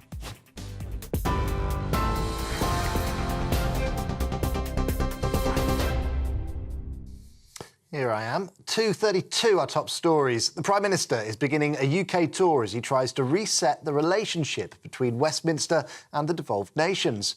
First up, Sir Keir Starmer is heading to Edinburgh, where he's expected to meet First Minister John Swinney. The PM says his government will place Scotland back at the beating heart of everything we do. He's also promised to turn his back on tribalism and usher in an era of stability. Well, likely contenders in the Tory leadership battle are starting to emerge today, using newspaper articles and interviews to say what they think went wrong. Former Home Secretary Suella Braverman saying that Rishi Sunak had run a, quote, idiotic strategy and needed to take a tougher line on reducing immigration. Ex-Immigration Minister Robert Jenrick saying that failing to reduce numbers was our biggest and most damaging failure. And former Health Secretary Victoria Atkins said the country was still instinctively conservative, with Labour support, quote, spread very thinly like margarine. Well, Suella Braverman says the Tories are facing an existential threat from Reform UK. Former Home Secretary told GBNews they lost hundreds of brilliant Conservative MPs because of Nigel Farage's party. She also said there's only room for one Conservative party in British politics. She's urging her fellow MPs to decide what type of party they are and, quote, neutralise that threat. And the funeral of former Rugby England international Rob Burrow is taking place in Pontefract now. The 41-year-old died on June 2nd after a lengthy battle with motor neurone disease. Today's service coincides with Leeds Rhinos' annual celebration of Rob Burrow Day, marking the number 7 shirt he wore during his rugby league career. Members of the public were invited to stand on the roadside and pay their respects as the funeral cortege made its way to the service. Right, those are the latest GB News headlines for now. I'm Ray Addison, more in half an hour. For the very latest GB News direct to your smartphone, sign up to News Alerts by scanning the QR code or go to gbnews.com/alerts.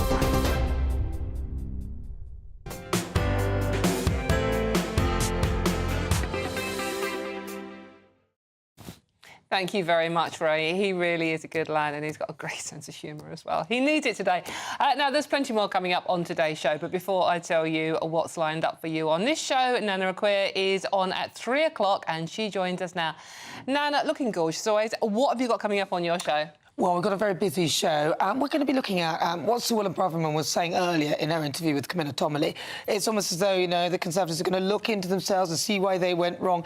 It is pretty obvious why they went wrong. The behaviour of the last 4 years was shocking. But then we're going to ask the question, well, who should lead the Tory party?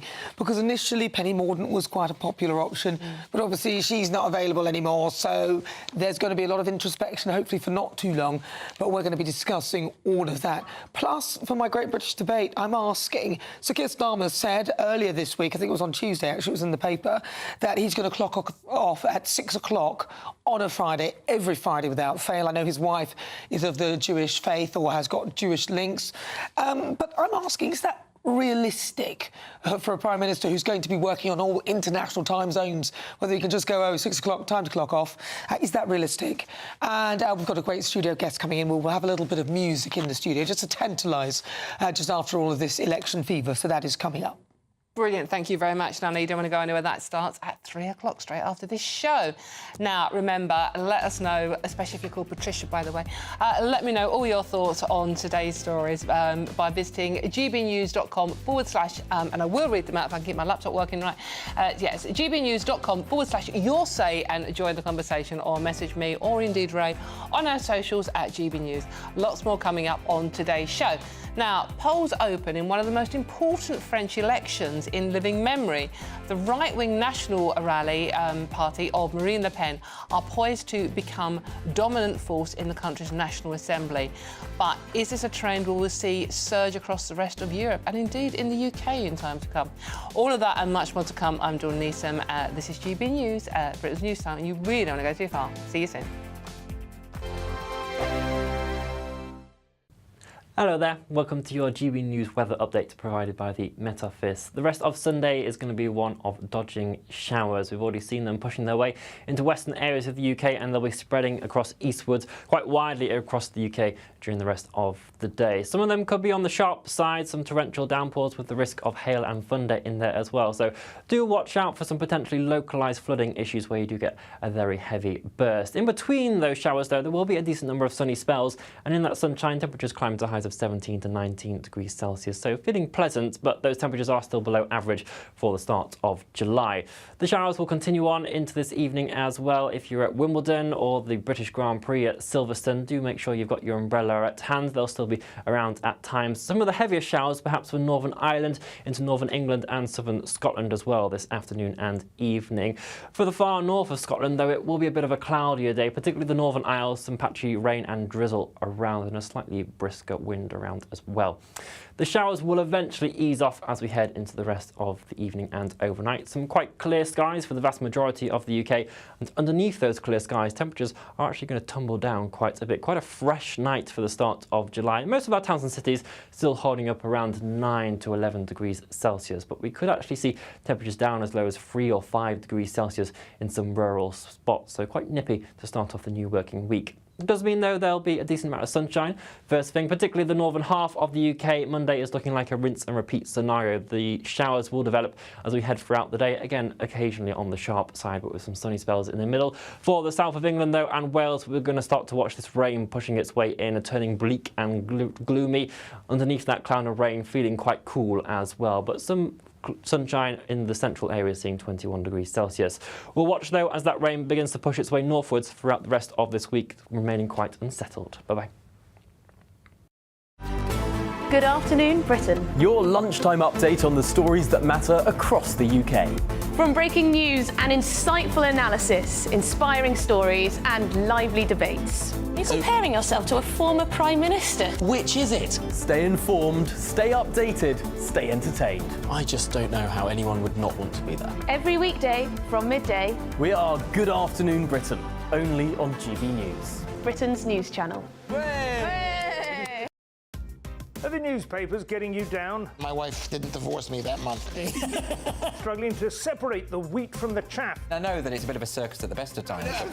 Well, don't worry. Headliners has got you covered. We'll take the burden of reading the day's news, and if we get depressed, who cares? It's an occupational hazard, frankly. That's Headliners on GB News from 11 p.m. till midnight, and the following morning, 5 till 6 a.m. on GB News, the comedy channel. Nah, just kidding. Britain's news channel.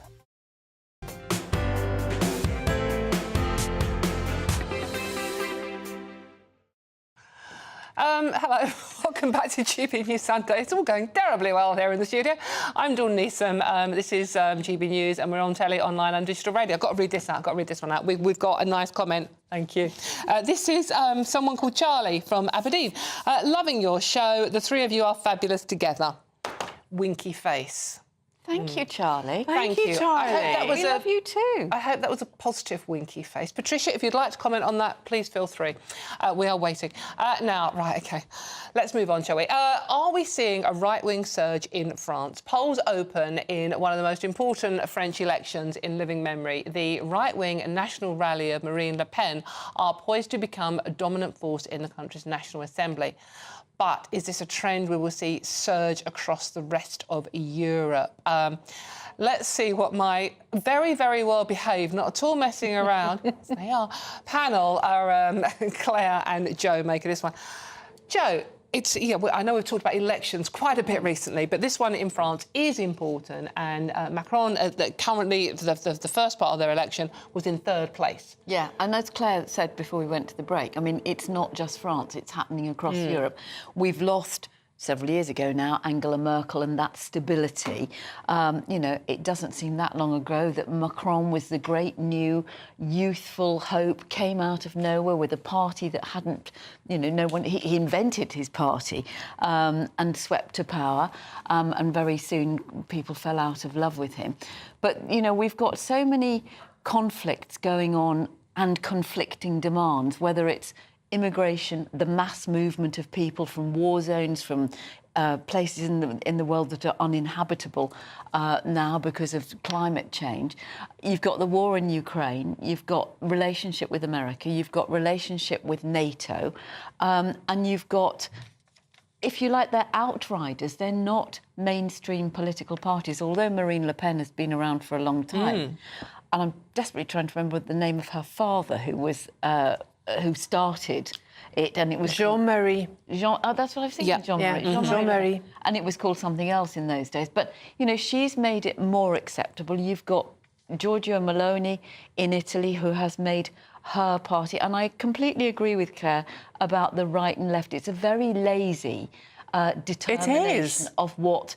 and where and I'll tell you something that stands. concerns me as a practicing Catholic, and I know Meloni is too, is that because we might have some conservative small c views in the way that we view the world, in terms of the way that our faith forms us, that might be viewed as right-wing. But we don't. It's not right wing. No. And it is, and I think it's. You know, I think it's very disingenuous. I've just said it. I agree with you. I mean, I think right and left. I think it's always been a lazy determination. You know, it's bonkers.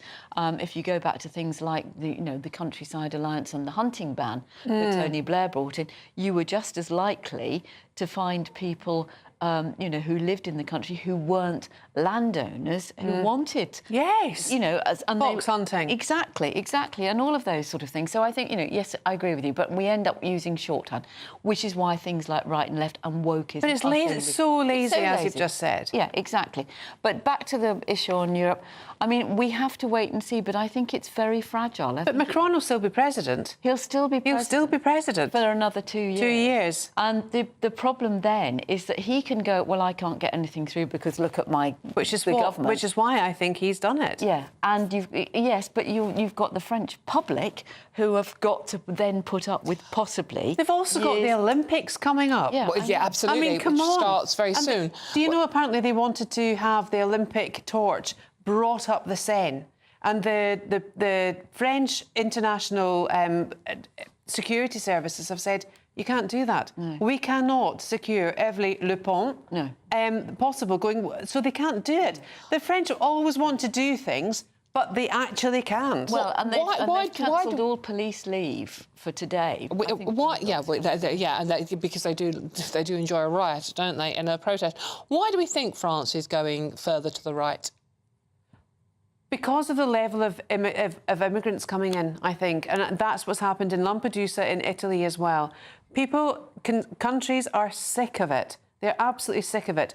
The countries do not have the infrastructure to accept illegal immigrants, and that's what a lot of them are. They're mostly male, they're mostly displaced, regardless of whether the West or whoever's tallied with the purpose of why they're leaving their countries, like Iran, Iraq, Afghanistan, or even Africa.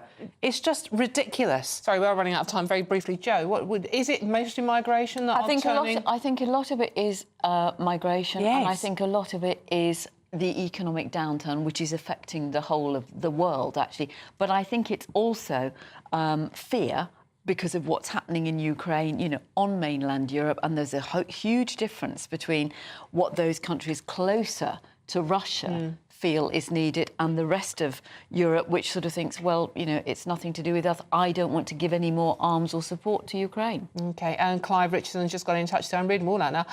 Le Pen will win, and this is going to be good for France, and the rest of Europe will follow. Interesting. Right, keep your views coming in. I will read them out. Right, I'm Dawn Neeson. This is GB News Sunday, and there's loads more coming up on today's show, including loads of your views. And it's another nail-biting match last night, wasn't it, for the Three Lions? England have made it through to Euro 2024 semi-finals after a dramatic win against Switzerland on those dreaded penalties. We'll be getting your reactions to victory. All of that, and one of us is Scottish. All of that and more to come. You're with GB News, Britain's news channel. Don't go too far. We're talking football. Are the newspapers getting you down? My wife didn't divorce me that month. Struggling to separate the wheat from the chaff? I know that it's a bit of a circus at the best of times.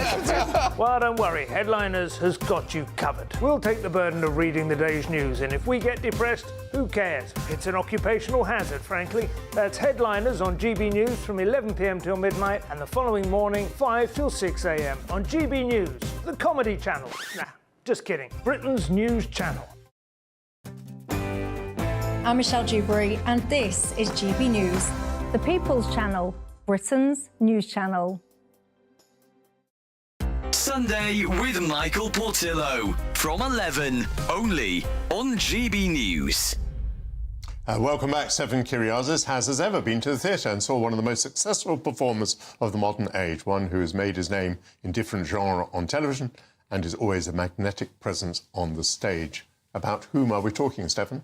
We're talking about James Corden at the Old Vic for The Constituent, and it's traverse staging. So audience on either side, and it's a fantastic experience. But also it's been done this time to bring everything in a lot and make it quite intimate, because you just have one simple set. It's just a table, office space. This is a new play by Joe Penhall, and it's addressing very, very current issues of safety, especially for people in public service. Doctors, nurses, teachers, and of course, as you know, politicians that are at risk and being attacked. So we have Joe Cox, Sir David Amess, and we have politicians talking about cancelling their surgeries, not wanting to appear in public, teachers being threatened. And James Corden plays an ex-serviceman who is going through a difficult divorce, dealing with a lot of PTSD, also feeling very much like fathers are overlooked, and he wants to fight for their rights. And an old school friend is a local MP, played by Anna Maxwell Martin. And he goes in to start talking to her, and it starts off quite chummy and jovial, and then it darkens and darkens. He gets quite aggressive and frustrated. She wants to help. She's an absolute idealist. This politician sense of we don't choose who we work for. You know, we are here by duty to work for everybody in our constituency. It spirals a lot. I have to say, Corden, sensational. Really? He really is a fantastic actor. Of all of them, he's so natural, and he has the most difficult role where his character is shifting all the time and becomes potentially quite threatening and dangerous, but then there's also a beautiful catharsis at the end. The People's Channel. I'm Isabel Webster. Thanks for joining us on GB News, Britain's news channel.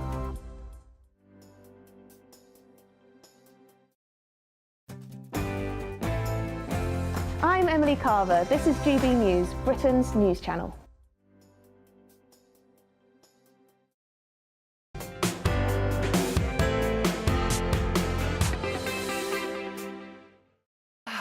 Welcome back to GB News Sunday with me, Dawn Neeson, on your telly, online and on digital radio. Now, we have got a cracking show, loads more coming up. It was another nail-biting match for the Three Lions last night.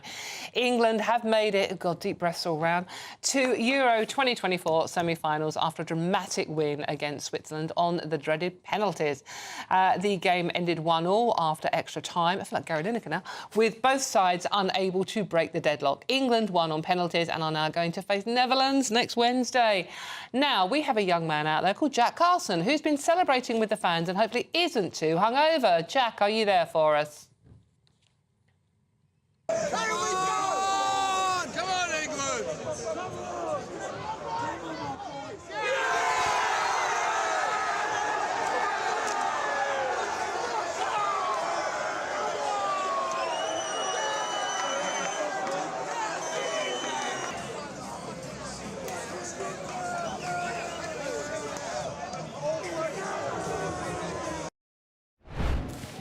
Right, Jack, I didn't know we were going to show that first. I thought we were going to talk to you first. But that looked like a very good night indeed. How are you feeling this morning? I'm absolutely fantastic, Dawn. It was genuinely probably one of the best atmospheres I've ever watched a game of football in. I mean, there was thousands of England fans that had descended on Dusseldorf yesterday. According to the UK Footballing Policing Unit, they reckon around 25,000 fans were in Dusseldorf. 1,000 were around the city centre. Some of those, of course, you just saw me celebrating with. For those radio listeners, I was hoisted up in the air by an England fan that I do not know. But that's all the part of the penalty shootout, though, isn't it? Because there's kind of been this atmosphere all throughout the game in Dusseldorf of people being, again, it was a bit of a better performance from Gareth Southgate's side, but was it really, invigorating? Was it exciting? Not really. And so by the end of 90 minutes, we all thought, oh, here we go again. An extra time and nothing happens. You think, here we go again. And it's a penalty shootout. And we know the history of England and penalties. But of course, that history has started to change. It started to shift with Gareth Southgate. And that's probably one of the most exciting things of his managerial period. Of course, it was his 100th game in charge yesterday as England boss. And so I'm sure he's absolutely delighted that we were able to get that win. But I didn't have any fingernails by the end of it. And with that penalty shootout, you've just basically just got to grab anyone around you just to try and get you through that moment, because it really is nerve-wracking. But honestly, Dawn, the atmosphere was absolutely fantastic. I mean, throughout the game, of course, England had tried to square up to Switzerland with that back three. They'd tried to match them because of how well structured they've been so far in this tournament. That did allow Trippier and Saka, of course, to get forward as well. But of course, it had to go to penalties. Netherlands is next in Dortmund on Wednesday. Can we do it, Dawn? Do you think it's finally coming home? Is it finally coming home? Jack, thank you very much. Enjoy the rest of your stay out there, and try not to get thrown around by strapping young men you don't know. It doesn't do your reputation any good. Jack, thank you very much. Live from Germany, therefore, on England's amazing success. Now, we have a Scottish person, yes, on the panel, and we are going to talk to her. We're running out of time, unfortunately, ladies. Claire, England last night. Now, your kids are English, so you were celebrating, weren't you? You were cheering them on. I'm still holding my breath. They're through. So it's wonderful. And, they meet the Netherlands when? On Wednesday? Do we think it's the semi-finals, my goodness me, of the European Cup? My goodness me, that Glasgow Celtic won in 1966. Those Lisbon Lions. Hasn't been brought home yet. We do have to go back a long way, don't we, Joe? I mean, you are a football fan, I know, and it penalties it's not with a real England. game, actually, ladies. Oh, don't do the rugby thing. We're very quickly running out of time, but penalties are just... They're wonderful. They're wonderful, but they're awful. And, you have that thing of... I was sitting at home, but you could hear the roar from, pubs around and people outside, and it's... And, they are the composure of those young men. It's a feel-good factor. We have to go now. I've been Dawn News from GB News Sunday. Don't go anywhere, though. Plenty more coming up on GB News. But first, it is the very important weather with Jonathan. What's happening, Jonathan? Looks like things are heating up. Boxed boilers, sponsors of weather on GB News. Hello there, welcome to your latest GB News weather forecast provided by the Met Office. We've had some showers around today and they'll be continuing on as we head into this afternoon and evening. Some of them still on the sharp side for the next few hours or so do just watch out for those, but they'll be easing their way off as we head into this evening and overnight. Quite clear skies for many of us, with a few mist and fog patches possible, and underneath those clear skies as well, temperatures will be dropping their way off quite a bit. A chilly night for the start of July. Towns and cities still around 9 to 11 degrees Celsius, but rural spots perhaps even as low as 3 to 5 degrees Celsius, so nippy to start off the new working week.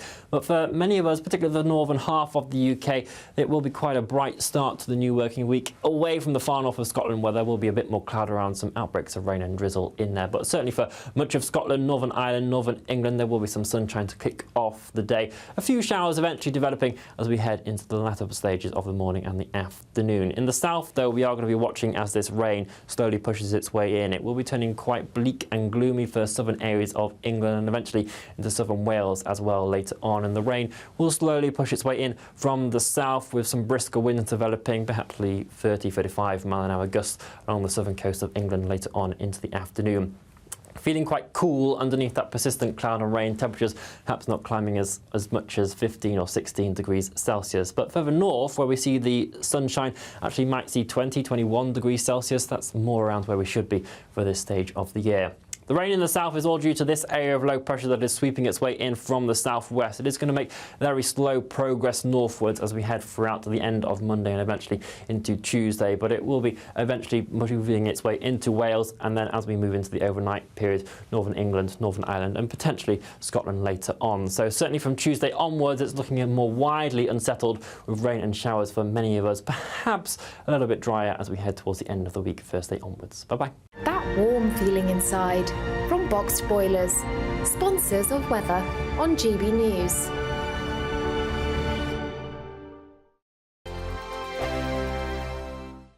£30,000 in cash has to be won. It's our biggest cash prize so far and it could be yours. Phil was a winner. Listen to what he says about winning the Great British Giveaway. Hi, my name's